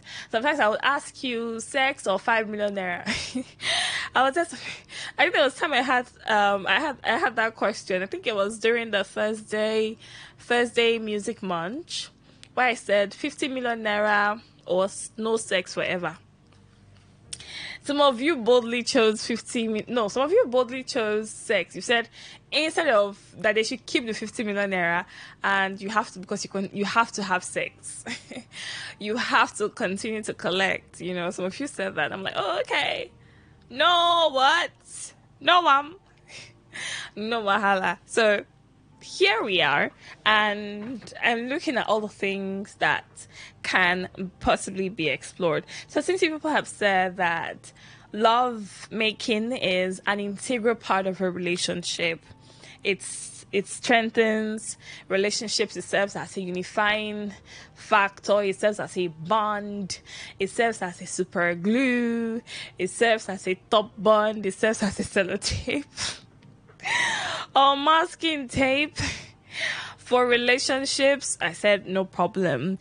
Some people have even said that love can happen as a result of good sex. Yes, we had that conversation. I asked you people, can love happen after sex? You people said yes. You said that sex can happen if the sex is good, then love can come after. You can have this sex, it will be amazing, and then you want to see the person again. But maybe you wake up the next morning and she's in your kitchen, she's cooking, and she's giving you, wife material. Oh, okay, you can't cook, you can't clean. And you can do water on the bed.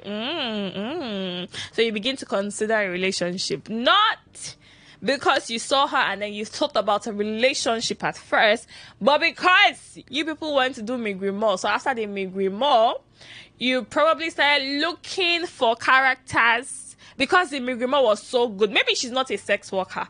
This is apart from sex workers now, because for sex workers, I think it's pretty much defined, right? They know what they're coming for. They know what they want to do with you. So they will make sure to put in their best. I mean, at their work after all, they consider it a job. So they will have to deliver.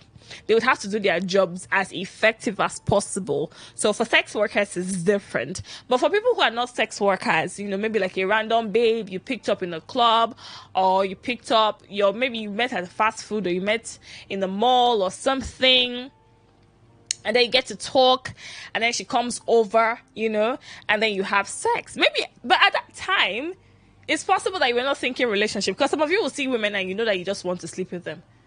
If you want to be honest with yourselves, men, you know that you do that thing where you see women and you know that this one gang, as I just see her like this, what I want is what? She should be on my bed. This one is supposed to be on my bed right about now. You do those things, men. You see women and you think in the carnal. You think in the carnal, because please, just such thinking, that's the carnal way of thinking. That's the carnal lifestyle. Please, it's not for children of God like us. We have heaven is a goal. Shay, people say that heaven is the goal. Anyway, so there's all of that, right, going on. And so that initially the plan was not to have a relationship with this person. The plan was to just, sleep with this person. The plan was just to have sex. But then because the sex is so good, afterwards you begin to check. You begin a deliberate or a conscious scrutiny of this person. You begin to check if they have good character. Oh, can they sweep? Can they cook? Can they clean? Oh, does he give money? Does he look nice? Does he call me? Does he text me? Does he send me airtime? You begin to look out for qualities. You begin to look out for good qualities from that person, because you would now like a relationship because the sex was good. Yes or yes? Is this facts or fiction? after all. No, I think I should do facts or facts, because if you're going to be honest, I know that you know that this is facts. Simply that. And it's a whole lot, because some people live in denial. I think that one of the most saddening things about this would be some people do not understand it, or they refuse to accept it. They refuse to accept that they are wired like this. Some people don't know what this is until you sit them down and explain to them that, look, this thing that you are actually doing, see waiting in the column, this is the definition of what it is you are doing. And it's kind of frightening, because simply means that, you cannot take accountability for your actions. And I tell you guys a lot that, look, do not go ahead deceiving people. It's an unfortunate thing to do. It's a wrong thing to do. Let people know what you are doing in their lives, what you are coming to do in their lives, and let them decide whether or not to keep you. The idea of deceiving people into staying in their lives, the idea of deceiving people into letting them let you into, or into making them letting you into their lives. That's a whole lot. It's wrong, and it's not something you should do. With your full chest, tell them what you want. Tell them what you want. Let them make the decision. Sometimes what you want might be annoying, but as annoying as it sounds, it is better you let them know. So when they make the decisions, if tomorrow they begin to expect more and you still cannot give more, you will tell them, but I told you from the get-go that this was what I wanted. This was what I was coming for. I gave you the opportunity to say no to me and to pursue me. But you did not pursue me, meaning that you probably wanted me. You probably wanted this too. So why are you now wanting more? So at that point, you would have cleared your conscience, knowing that you did not come into their lives deceitfully. You told them the truth. You told them what you actually wanted from them.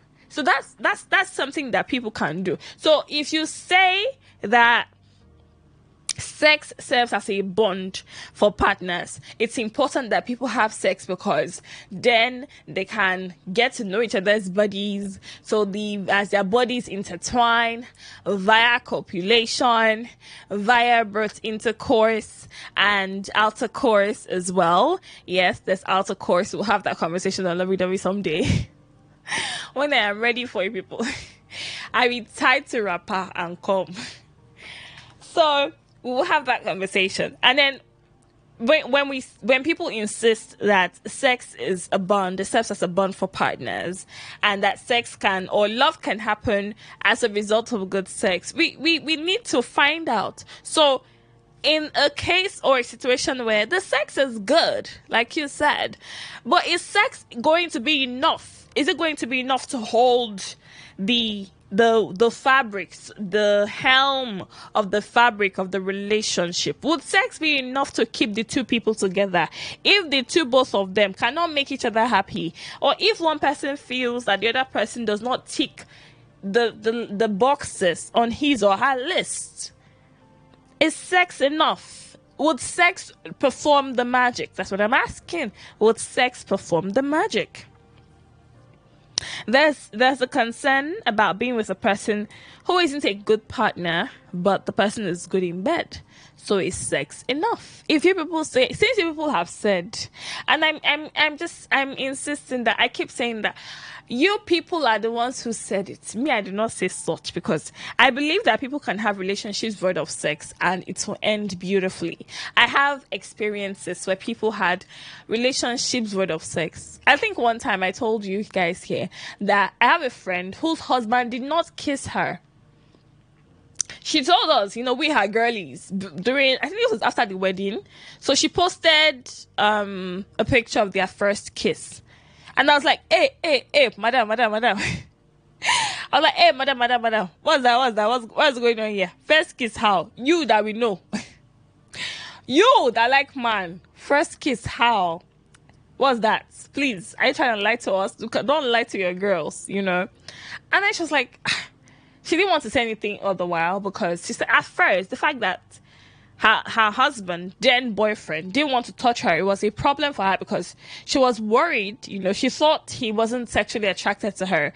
So maybe he was coming because he felt, she had some good qualities or something. So she was worried about, the fact that he didn't want to touch her, until he made it clear that, look, this is what I want, and I don't want to jinx it. I feel like if we begin to have sex, this sleep go cut. So I don't want to jinx it. I'm sexually attracted to you. I want you, but then this is it. And so when she posted, she explained to us that, okay, this was actually their first kiss, because dude said, no, I'm not touching you until I get married to you. And that was it. That was it. So when we have this conversation, we talk about it. I'm now asking, there are people who have relationships. There are relationships who have ended well and these relationships were void of sex. There was no sexual pleasure, no sexual intercourse. They did their thing. It was, what it was for them, and it ended in praise. But some of you will have sex. You do money afternoon night, and they will do what? It will end in what? Premium tears. Now, I'm not mocking anybody, because of course there are lots of relationships that would end. Sometimes sometimes love is not even enough, right? You can love somebody and then you notice that this person is not on the same page with you. Some people struggle to understand the people that they are dating. Some partners would just do this thing where they decide to remain aloof. Right? They decide to question everything their partner does, sometimes with good intentions, sometimes with a certain form of low self-esteem, sometimes fueled by insecurity. And so there's all of that going on, which people would have to deal with. So and that comes down to you making that decision as to whether or not you want to be with that person. So there are relationships that have ended in praise, where the people do not have sex. And of course, there are still relationships that have ended in praise, where they were collecting every day. I told you guys I had a roommate in the uni. She was not like my roommate. She was the roommate of my friend. But because I was almost always there, so by extension, we just all started calling ourselves roommates. Okay? But Auntie told us she used to have sex with her boyfriend like every time they met. Every time. So in a week, at the time she was not even exaggerating, because this was it. In a week. She was like, in a week, right? They can say, okay, let's see twice. Or let's see 3 times. So let's see. She was like, those 2 times, so she's going to collect. But that was their pattern. It worked for them. That was the pattern of their relationship. It worked for them. So different strokes for different folks at the end of the day. Different strokes for different folks. So, but I'm asking now, is sex enough? Since people have said that it's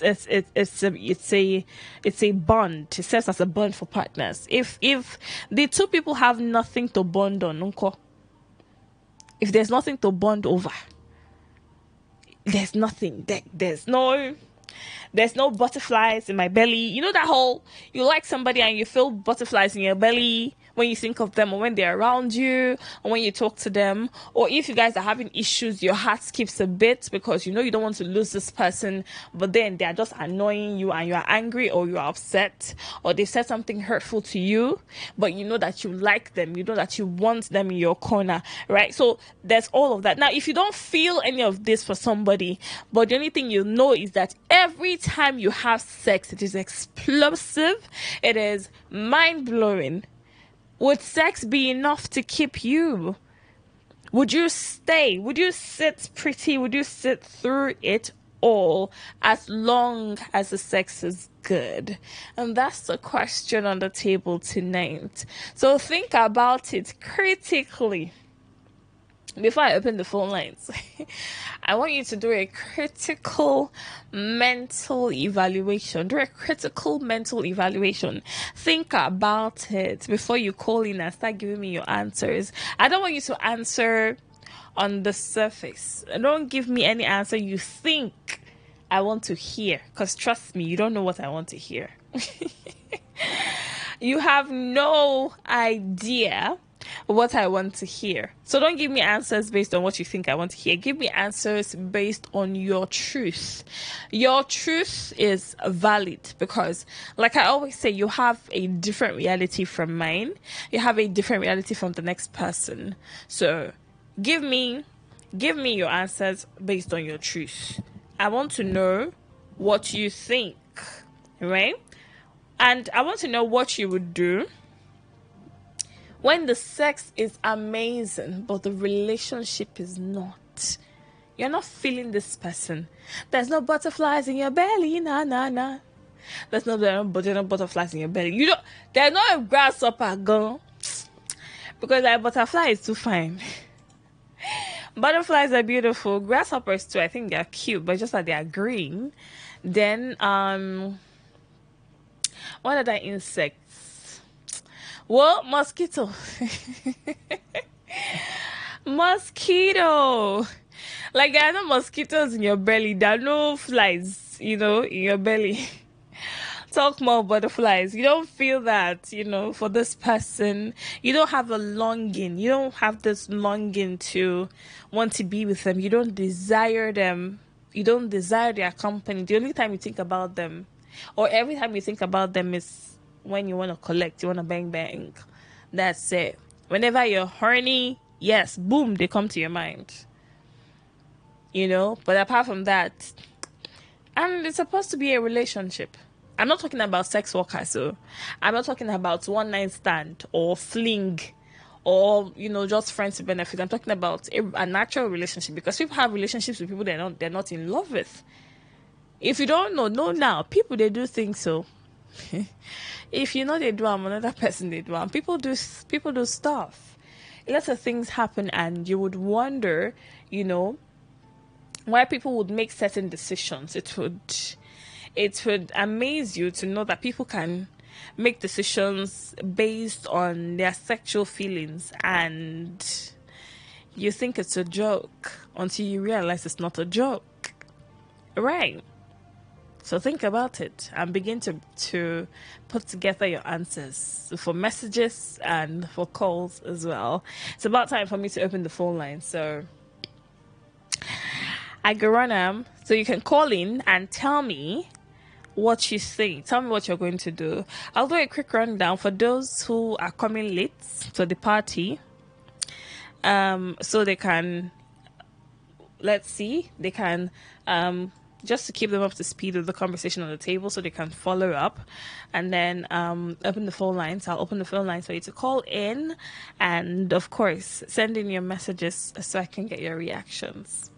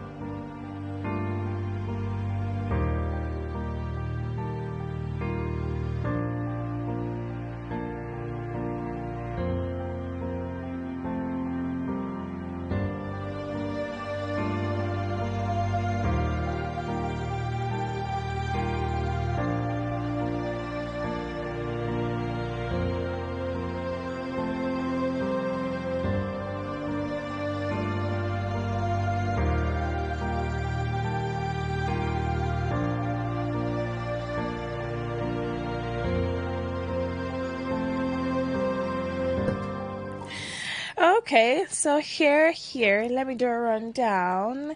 When the sex is amazing, hey, when the sex is amazing, that's what we're talking about tonight. So, many relationships involve lovemaking. As many people have said, sex serves as a bond for partners. Some have even said love can happen as a result of good sex.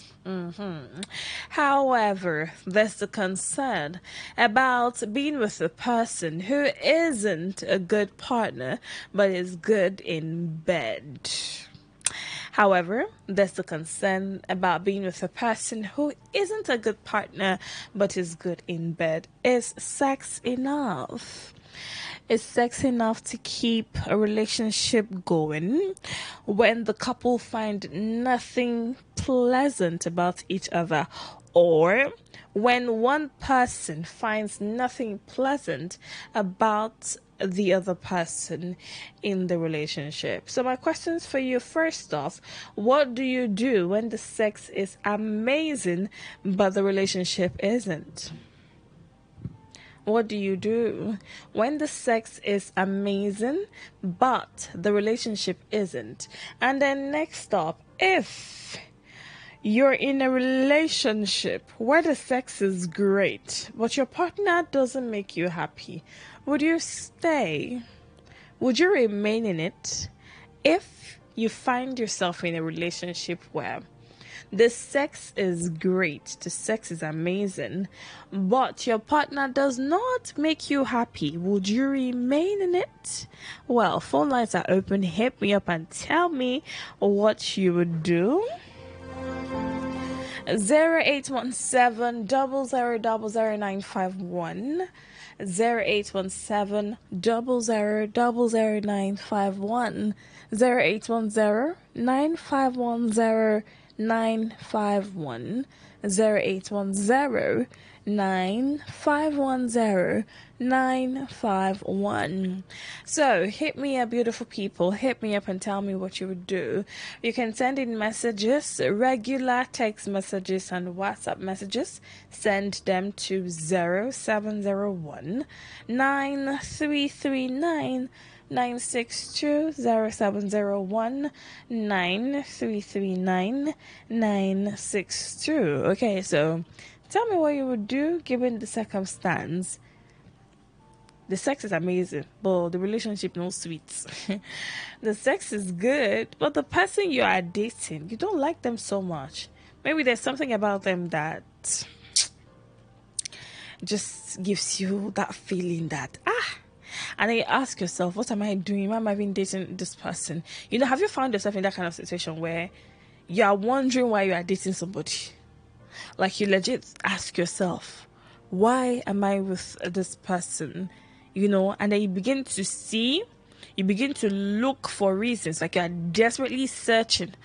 You are frantically searching for reasons, things to keep you.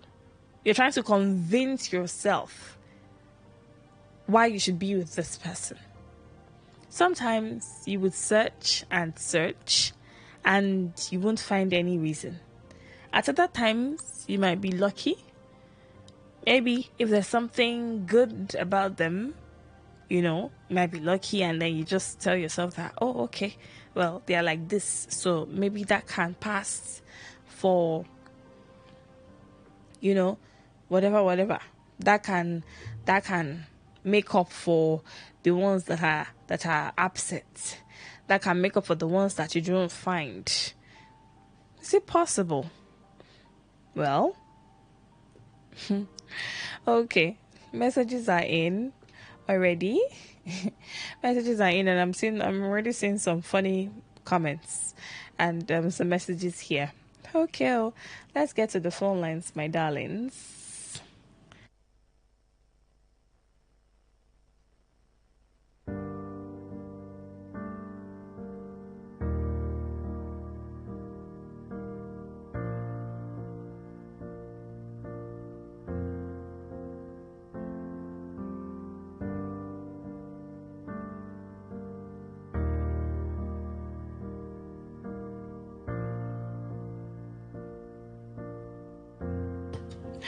All right, so let's get right into it. Let's see. Let's try this. Oh, sorry, you. No vex.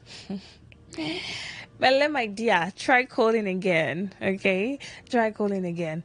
Okay, I see the messages. Keep it coming. Okay, so just tell me what it is. Tell me what works for you. What would you do if the sex is amazing, but the relationship is not? Like you do not like some things about this person. They give you the chills sometimes. You're looking out for, like you're desperately searching to find qualities, qualities that would keep you. But then it is what it is. Sometimes the qualities you find are not exactly appealing. Maybe you're looking out for a person who is going to be some type of way and you cannot see it, You don't get to see that because the truth is, so you want to date somebody. Some of you have marriage in mind, like ultimately the final destination, except the person is not on the list, or the person has nothing you want in a partner, somebody you want to do forever with. You can't find any of that in the person, so that probably would rule out the person. Yeah, so if you are looking at this person and then you see that, okay, you want to look out for qualities, and maybe you find out of 5 that are important to you, you find 1 or you find 2. The other 3 you can't find and you are struggling. But the one thing that keeps you together is the fact that the Migrimo, you just have a good time every time you get together. So is that enough? Would that be enough to keep you in the relationship? Would you stay on the premise of good sex? Would you stay on that premise? Right? Would you stay on that premise? Oh, sorry. Try call it. Okay. So I'm getting a message here saying that they can't call. Sorry, yo. Let it not be that these people have started their wahala again. But you can use the messages portal because I'm receiving messages, so it means that messages are coming through. 0701 9339 962 0701 9339 962. Okay, I'm so sorry. But just keep your messages coming in. I'll take your reactions. I'll take the messages shortly. Plus, the post is also up on social media. It's on Facebook at Today95.1fm. So you can just go to Facebook and drop your comments. Okay. I'll also visit the streets of Zuckerberg. There are a couple of messages there already. So I'm definitely going to be on the streets of Zuckerberg and I'm going to read the comments from there. So choose however you want to send the message across. Okay. I dare for you. So I'm saying sometimes these are things that we experience.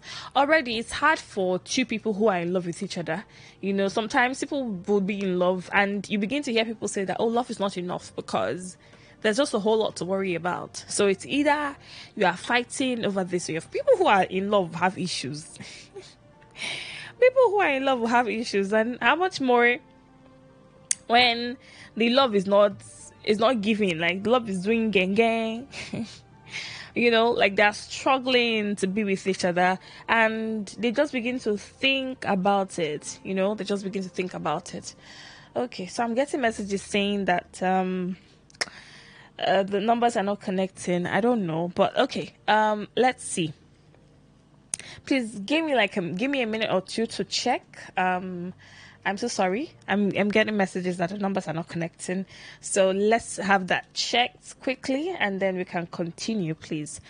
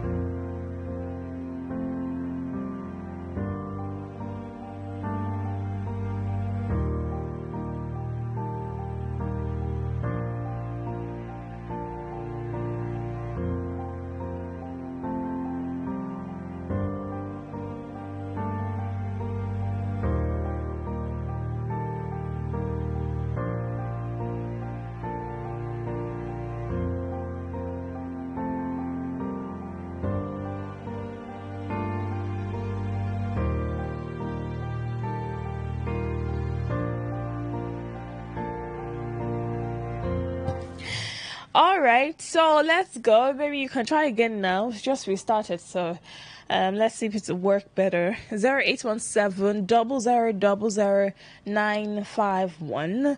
0817-000-951.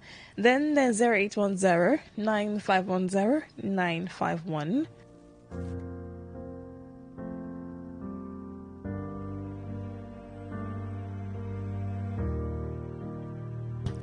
0810-951-0951. All right, the calls are in now. Hello, good morning. Hello, the quintessential Amaka. All these titles. Good morning. Good morning. How are you? I'm very well, thank you. How are you? I'm fine. Yeah, I mean, the cow feels you. That's it's not. I'm not just exaggerating. The cow feels you. So, yes, They can't do what? the cow feels you. Oh, that. Thank you. All right. Yeah, Amaka, you asked questions, 3 questions, but let me start this way first. I did sex in a relationship or in a marriage or anything, a relationship in a relationship is like an indispensable component. You cannot completely do without it. Even the clergies will tell you, because it has an uncanny way of, elongating the relationship. Definitely, the sex will go a long way to elongate even a relationship that is not too good. Like you said, like if the relationship is not good, maybe it has some kind of defect in terms of character-wise. Your partner, whatever the sex is great. You say, what would I do? That's the question, right? Yeah. So if the sex is great, but the person is not giving you, the person does not have the qualities that you desire, right? So you're not feeling the relationship. Well, right. That's why I started like this. Like for me, I wouldn't pretend I love sex, but not to a fault. You get what I'm saying? It's not to a fault. So that's why I started this. Making that definition, giving that definition. Like from the onset, you said one thing, that there's a person went into a relationship because the character of the partner is not too good. He had to wait, search for other reasons because that is good. He had to wait. He didn't want to lose the person, so he got the person and he let the one in his hand go. Yes, that is it. If it is good, it is great. I can't let the person go like that. That's why I think it's a long gate. If it is supposed to terminate, if the relationship is supposed to terminate in 2 years, it will add probably 1 more year to it because of the greatness of the sex. You get what I'm saying? So I cannot, like for me, I cannot sacrifice my good relationship on the altar of great sex. It's not just possible. Okay. Because we have problems when we get into relationship proper. There are bound to be problems. Because I value character, I value other qualities in the person. So where the person is found one thing, and it is only what you can bring to the table, great sex. Yes, it will help even locate the relationship, but definitely that relationship will have a crack. So I would say not completely. I wouldn't make the relationship, stay forever. What I mean forever is that maybe just do us part. It will not for me. All right. Thank you. Thank you, Tanya. All right. Hello. Good morning. Yes, Felix. Good morning. Good morning to you. Never mind. Welcome. Once I did night duty like this, I did follow your programs up. Yes, I did duty, night duty. Okay. Let me add my interest to what you are discussing. In our Nigerian setting, there are too many relationships. Some we can't even define. Like the question you asked, for men, what keeps relationship for a man? Mostly is sex. Mostly is sex. But for women, it's different thing entirely. For a man, if perhaps is a woman that you want to settle down in marriage, you look out for qualities like character and every other. But if you just want to keep body and soul together, sex is the thing. I can tell a story as in regard to this. There is this girl, although she is still in, let's say, SS3. A mother.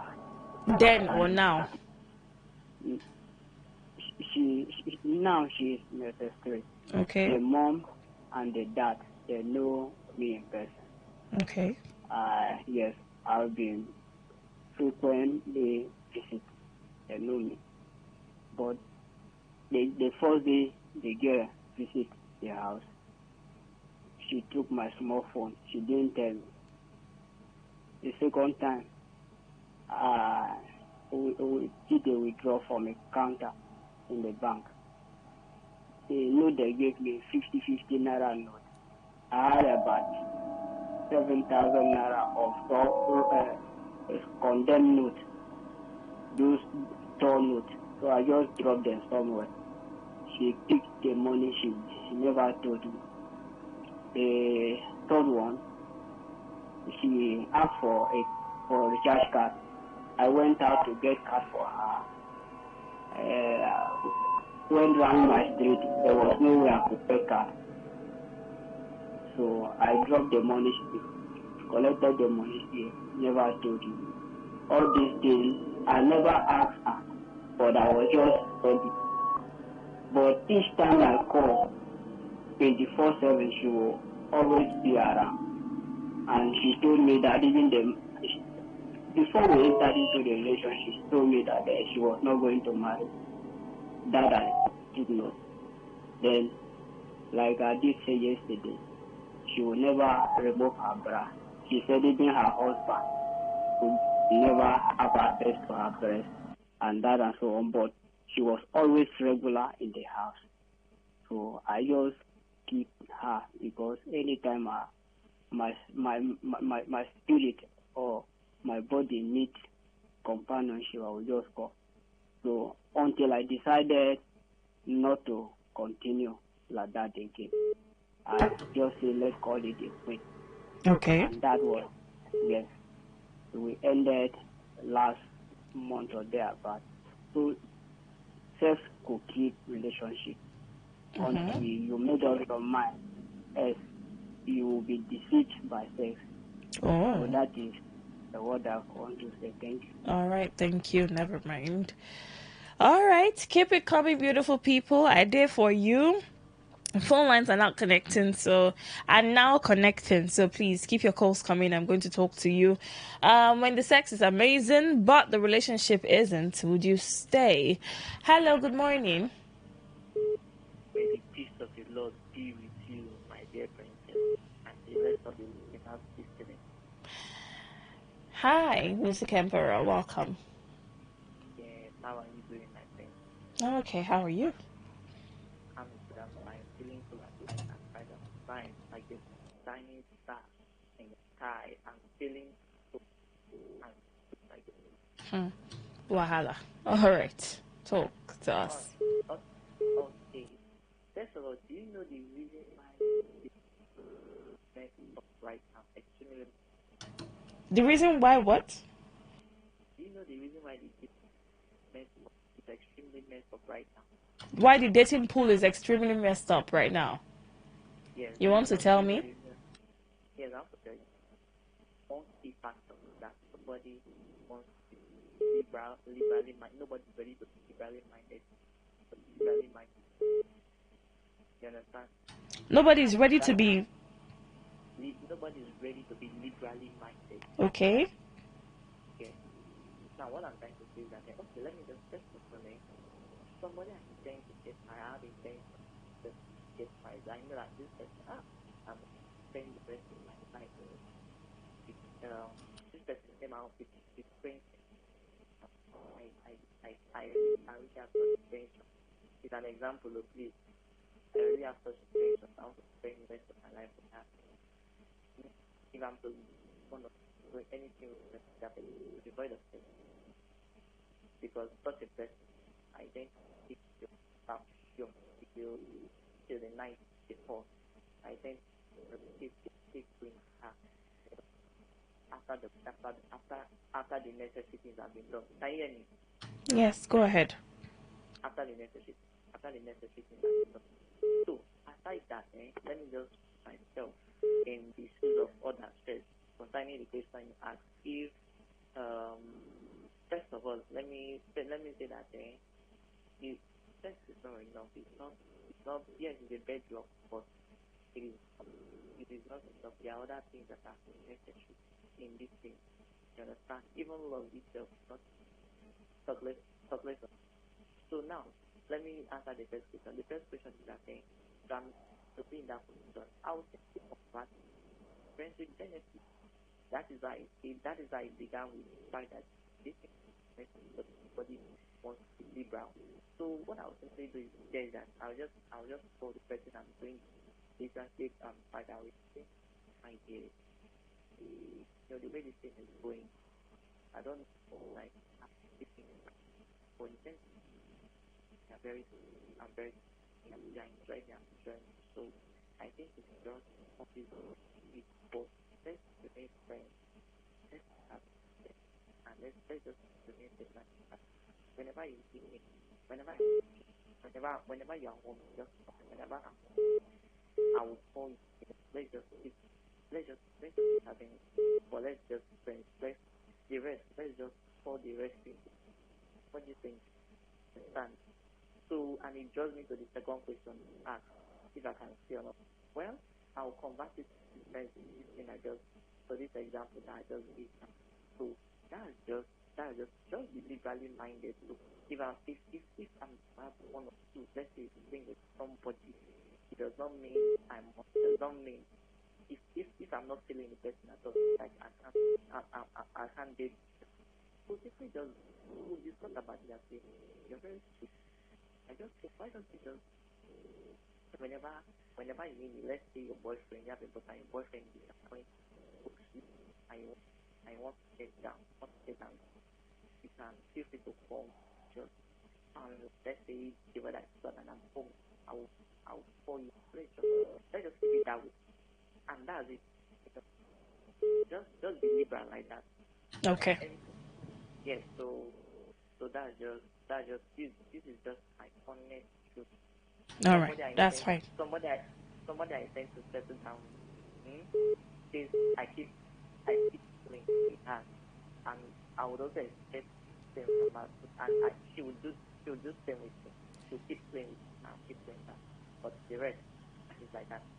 Thank you very much. All right, thank you, Music Emperor. All right, keep your messages coming in. I did for you. I'm going to take them. Keep your calls coming in as well. So let's know. Hello, good morning. Yeah, hello. Good morning. Good morning to you. This is Daniel, the Welcome. King of Radio on the line. You're welcome. All right, thank you, Amaka. First, I do used to have this friend of mine. Although, I recently, I have side issues, so I don't go out alone. But I was in the Bible salon just last year, and I was sitting down there. So she came there to do something. So from that, we are friends, we become friends.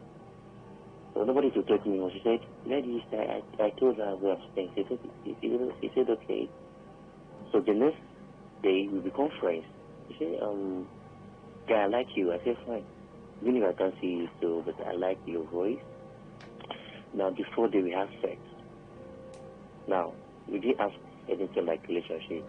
And the sex was great. It was very sweet, like very sweet.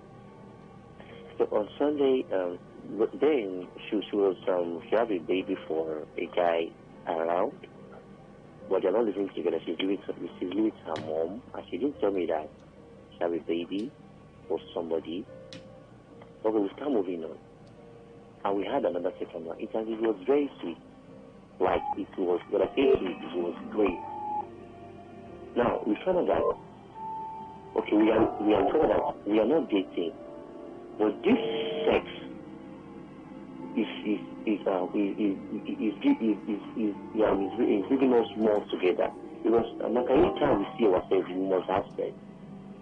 So later in the picture, and I found out that she has a friend, and I asked her who is it. She don't want to tell me immediately. And that's our friend. That's the father of our baby. Become my friend too. But she don't also want to tell me. But later, the guy asked her, what was my bikini? What was my baby? Yeah, what did he say? He said, he won't be king for me. I said, okay, I don't have to say anything. I started to tell you that I said, nothing. So I told you, because at the end of the day, I still know, but at the end of the day, that is the same evening that I know. We still have sex. Now, friend of that, and let me tell you something. If good sex brings people together, forget all these things, though. We keep on doing it. There was one we had at the stairs. It was great. And the guy was even calling her himself. But at the end of the day, she took me to the guy. We went we had sex. Sunday morning, we went to church. And we did the same guy. And I told her that, babe, this is dangerous. He said, make her leave her now. So the guy never marry her now. And then she's not living with her mother. The guy never paid it. But they say, they say, no, the guy never marry her. So the guy never saw to say that there's something we are having. That is when they come back Sunday night. We have sex. So like good sex, we can be people together. When we start having sex, we're trying to Anambra. Just in 3-4 months now. He's working there. So she can be unable to be giving her. So it can make you stay, even. So let's say she's in Port Harcourt, right? And the sex is good, but you don't like any other thing about her. You can stay because of the sex. The only thing I like about her is one thing, because she helps me to maybe if I want to go anywhere, but I can stay with her because of that good sex, because she's giving it to me back to back. Wow. When I say sweet, I'm not joking here. Very sweet. All right. There was the one we had at the sitting room, and like I've never seen a girl like go closer to the window and open her leg. Come on, she gives good sex. So good sex can bring people together. Maybe not like Jerry, I beg. All right. Make her talk to me. Thank you. All right, thank you, Daniel. Wahala. Okay, my darlings. Wahala. You choke, I be you no choke. All right, keep your calls coming in. Hello, good morning. Good morning. What's your name? Where are you calling from? Who? Okay, can you take that again and louder, please?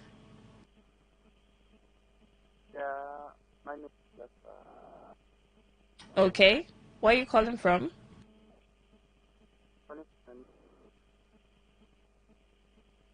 Whew, your line is breaking.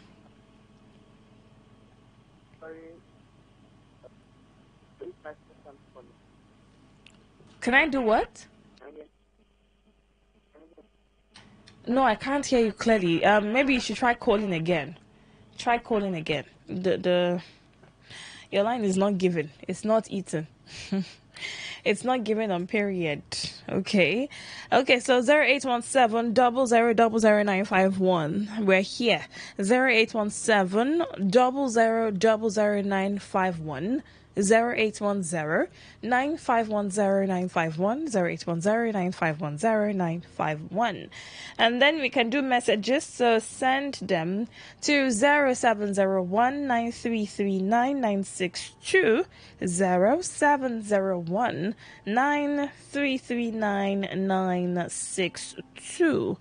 Okay, so I'll start taking messages in a moment. Okay, here. So you can do a WhatsApp message.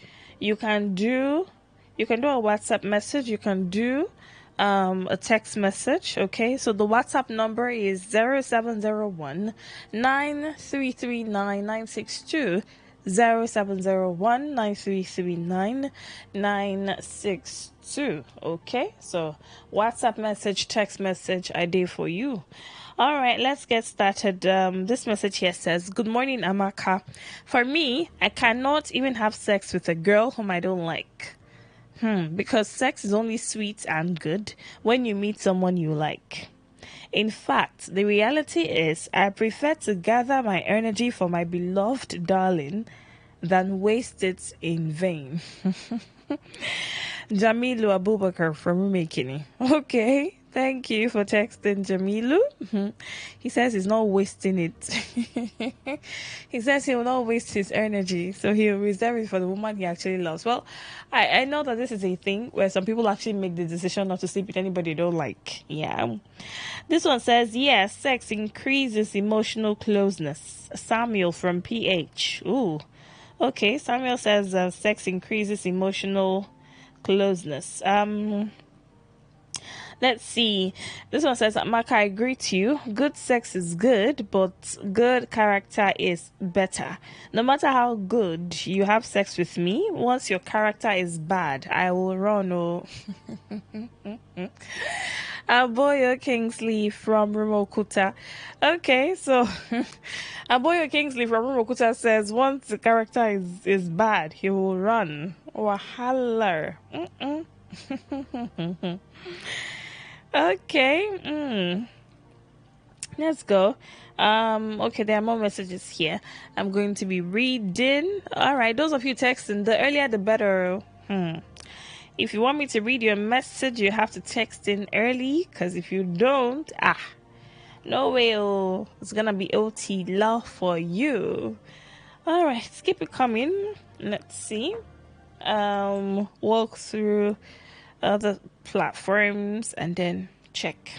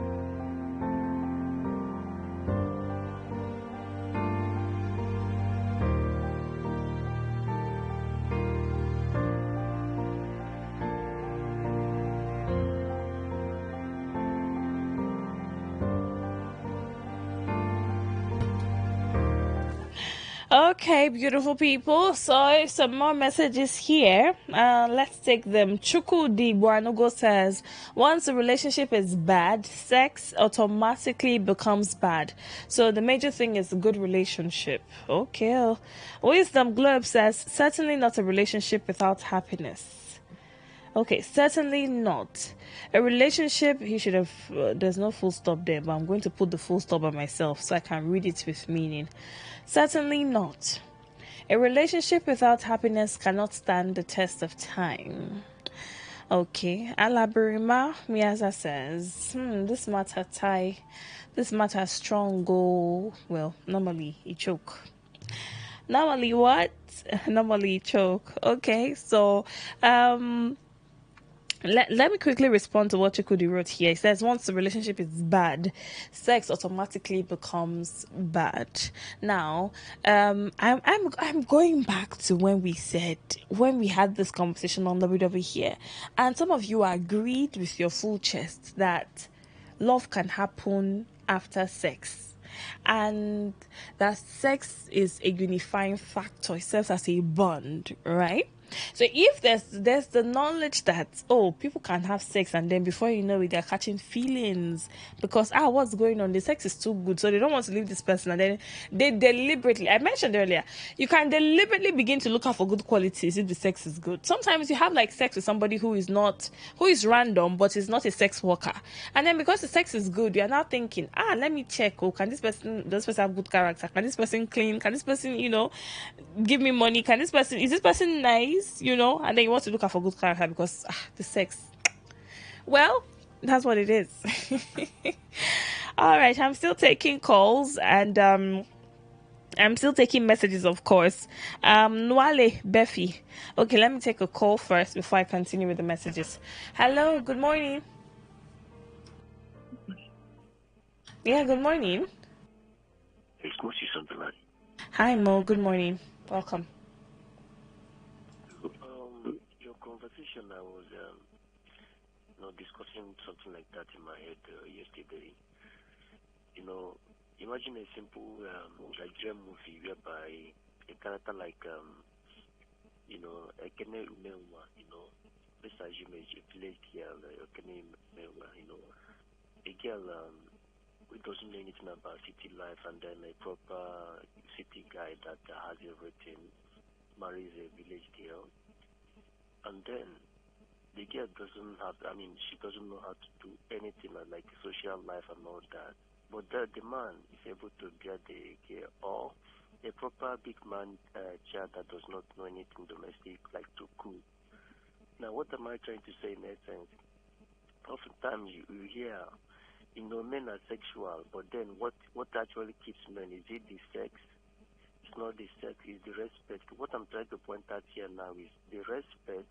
The girl that does not know how to do anything, but the man is able to get the girl. Why is the man able to get this girl? Because just like, okay, you bash this guy, the guy that has money, you bash the car, instead of to make noise, the man, even when the man is scolding you, you're like very quiet, the man will be able to repair that car, even buy another car. I don't know if you're getting what I'm trying to say. Now, the picture I'm trying to paint is that there must be that point, something that makes the person want to keep you, even if you're like more like a luggage, a baggage to the person. For me, I think sex can't necessarily happen without the relationship. There must be that chemistry.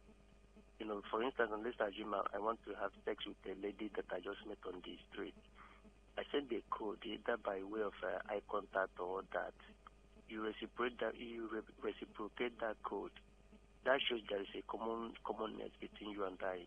Whether it's a 0.01 kind of relationship we built on that. Sexual satisfaction is not necessarily about that penetration. Yeah. Penetration is just part of it, but just how the chemistry that exists between people. Now, let me not go too far. To answer your question, yes. If the sex is good, let me use that example I gave you now as an instance.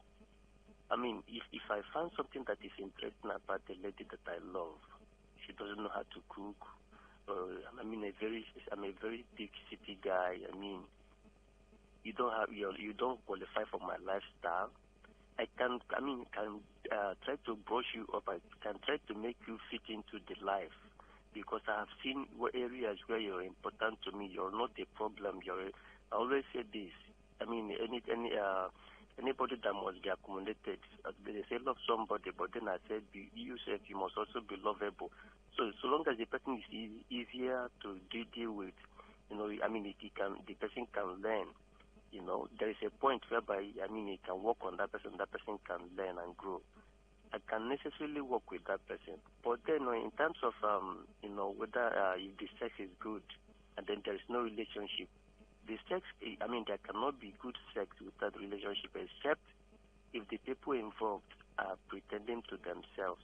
There must be a form of where I don't know if you're getting what I'm trying to I get you, but I disagree with you.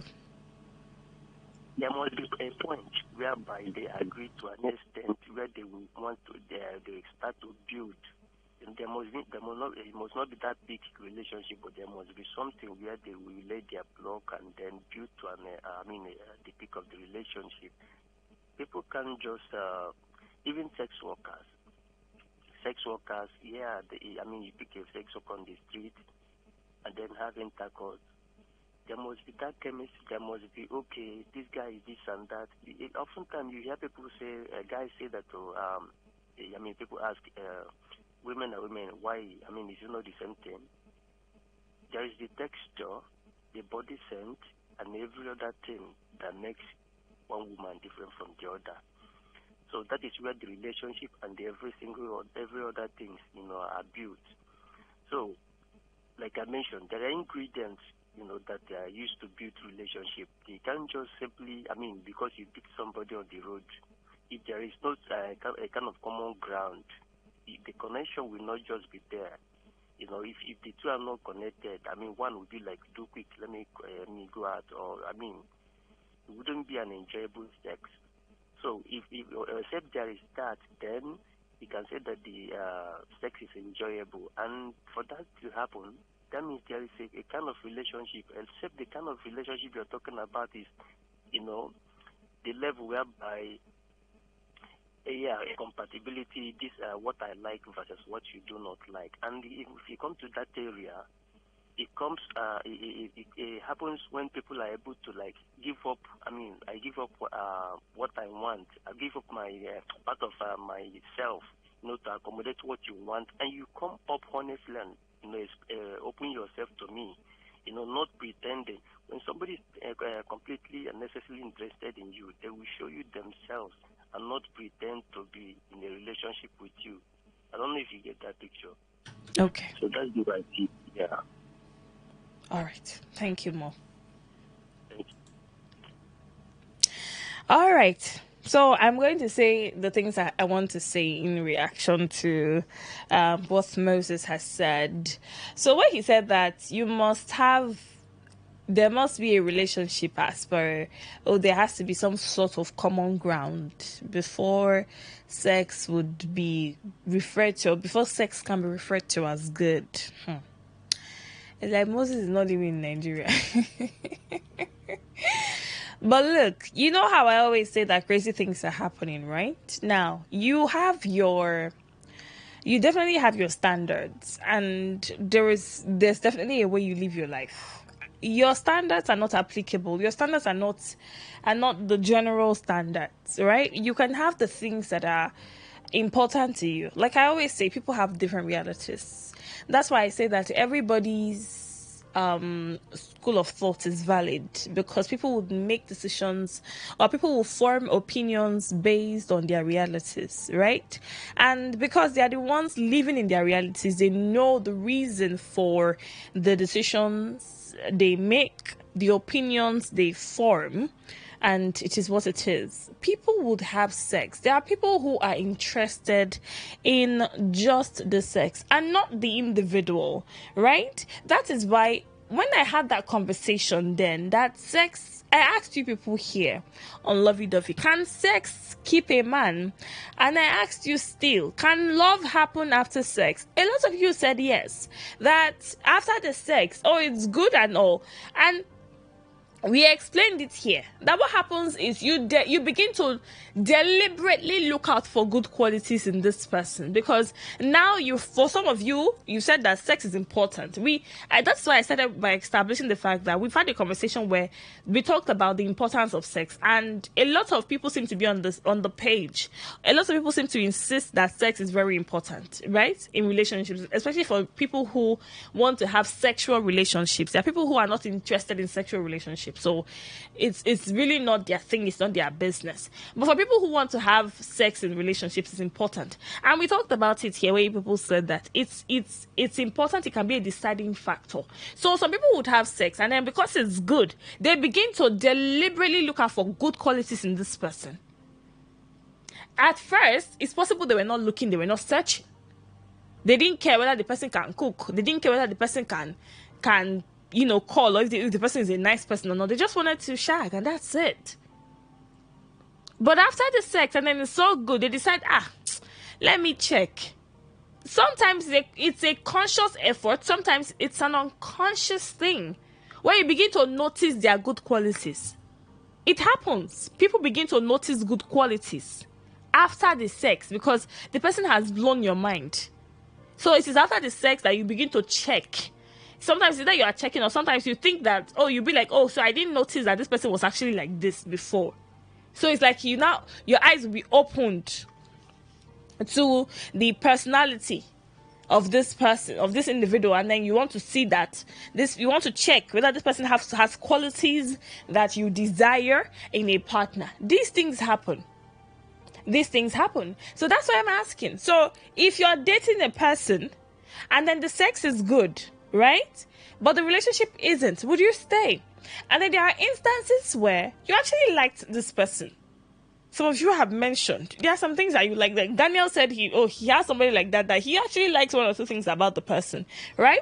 So you can like something about the person, one or two things about the person, and then you have sex. You eventually have sex, and the sex is good. So you feel like, okay, so this is moving. Let's move. Let's build. What are we building on? But along the line, you discover that other things that you probably desire in a partner are lacking or are missing in this person.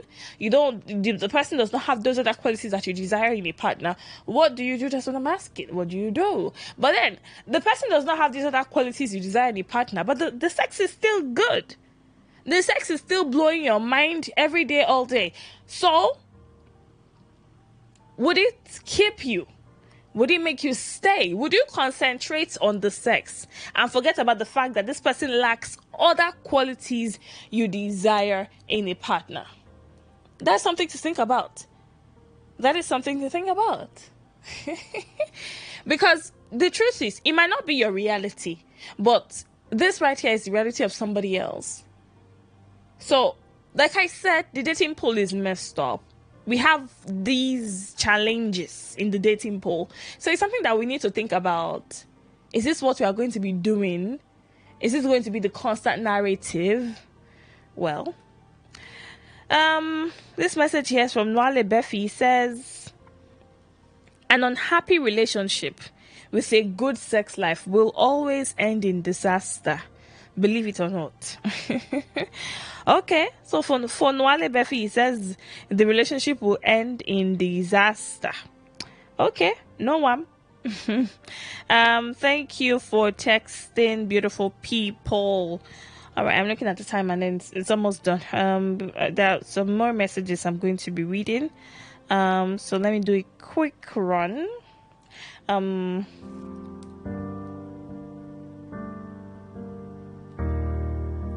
Okay, so let me begin this message with Yudi texting from Abuja. He says, enjoy the moment. If either is lucky, the person is a sweet... Okay, if the person is a sweet soul, then enjoy the fun of each other. Let me understand this. Okay, if you are lucky and the person is a sweet soul, then enjoy the fun of each other. Okay, so he says, what to do when the sex is great, but the relationship isn't, is to enjoy the moment. According to UD, enjoy the moment. So if you are lucky, then the person is a sweet soul. You can just enjoy the fun of each other. All right, thank you. Let's see. Azu Taxi from Lagos says, go for sex when needed, then find another person who is good in relationship.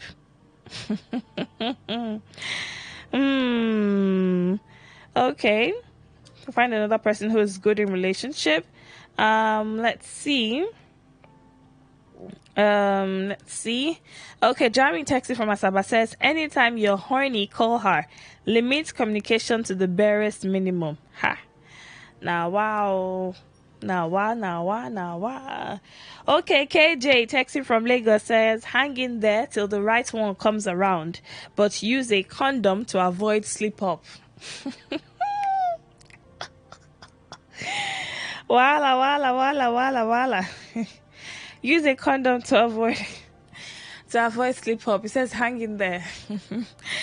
Okay, CJ texting from PH says, continue having sex and look for another relationship. Hey, Chim. Okay, then Tega says, continue having sex, then marry another person. Not big, I just be this. Let's see. Okay, Jay texting from PH says, if you're a good person, you quit. Hey, okay. So good people quit. If you're a good person, you quit. Okay, so I think Jay is coming from the angle of if you're a good person, you quit. So you don't waste somebody's time. Okay, maybe you know that you don't like them, so it's about having honest intentions. All right, I feel you. Then Viga texting from PH says, go your separate ways, leave each other alone. Okay. All right. Thank you so much for texting, beautiful people.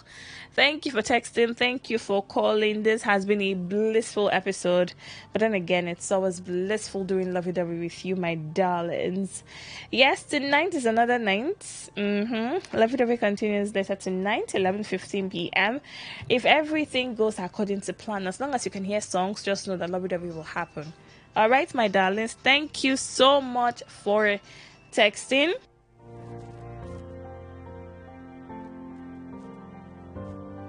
Thank you for texting. Thank you for calling. Let's do this again. So, follow me on everything social media. On Facebook, it's Amaka Felix. On Twitter, it's the Amaka of Port Harcourt. And on Instagram, is the Amaka Felix. Okay? Enjoy the rest of your day, my darlings. And then enjoy the amazing songs I'll be giving to you by Martin's Hero. That's how I feel tonight. So just let it come. All right. Thank you so much, my darlings. Have yourselves an amazing, amazing night rest.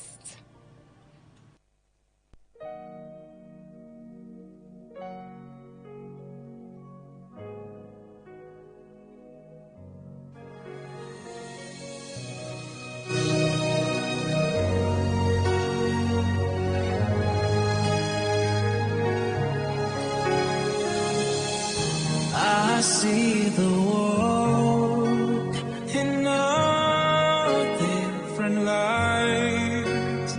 Every time I look into your eyes, everything else fades away. It's just you and me. In this moment we stand.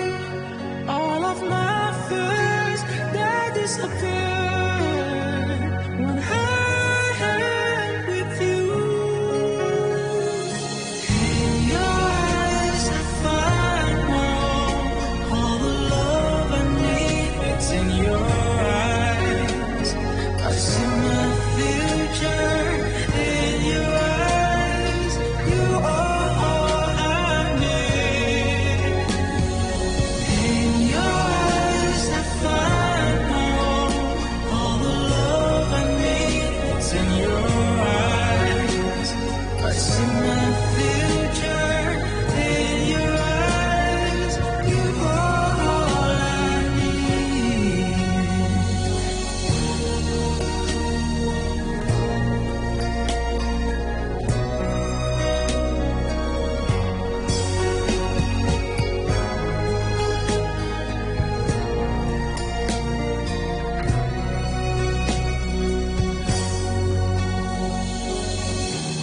the one who makes me whole. Without you, I've been lost. I'm so grateful for the love we share. With you, I have no tears. It's just you and me. In this moment, we stand. All of my fears, they disappear when I am with you. In your eyes, I find my own. All the love I need, it's in your eyes. I see my future in your eyes. You are all I need. In your eyes, I find my own. All the love I need, it's in your eyes. I see my future in your eyes. You are all I need. I see my future in your eyes. You are all I need.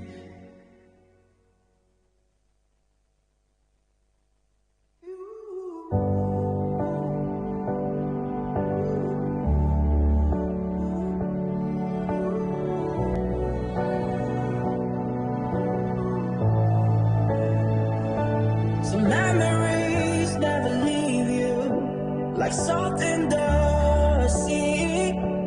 I want another day with you, a day that will lead us to more sparkling nights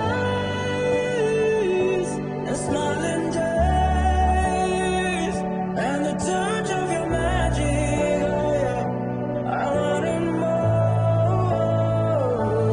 You are the rainbow in my sky. I want it more. I want it more. You are the rainbow in my sky, and I want it more.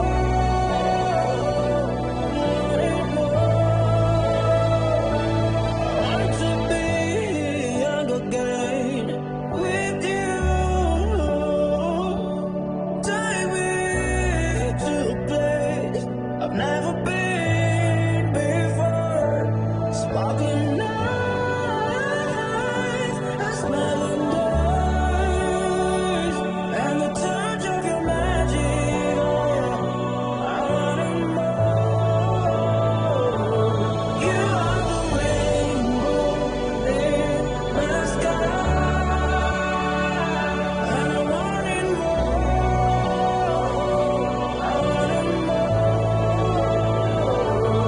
You are the rainbow in my sky, and I want it more.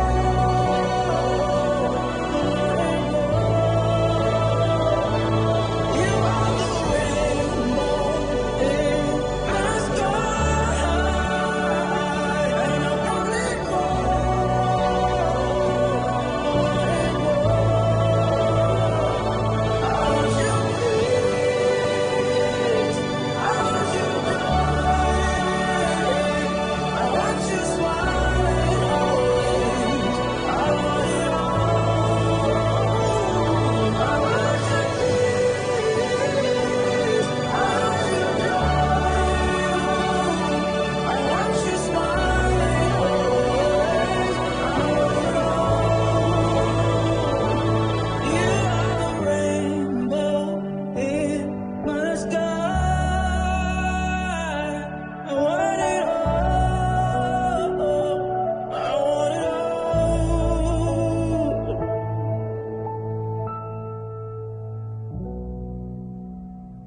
Port Harcourt, are you ready? Today, 95.1 FM, the voice of the people. This is Today 95.1 FM, Port Harcourt, voice of the people. Radio has never been this good. Today 95.1 FM, Port Harcourt.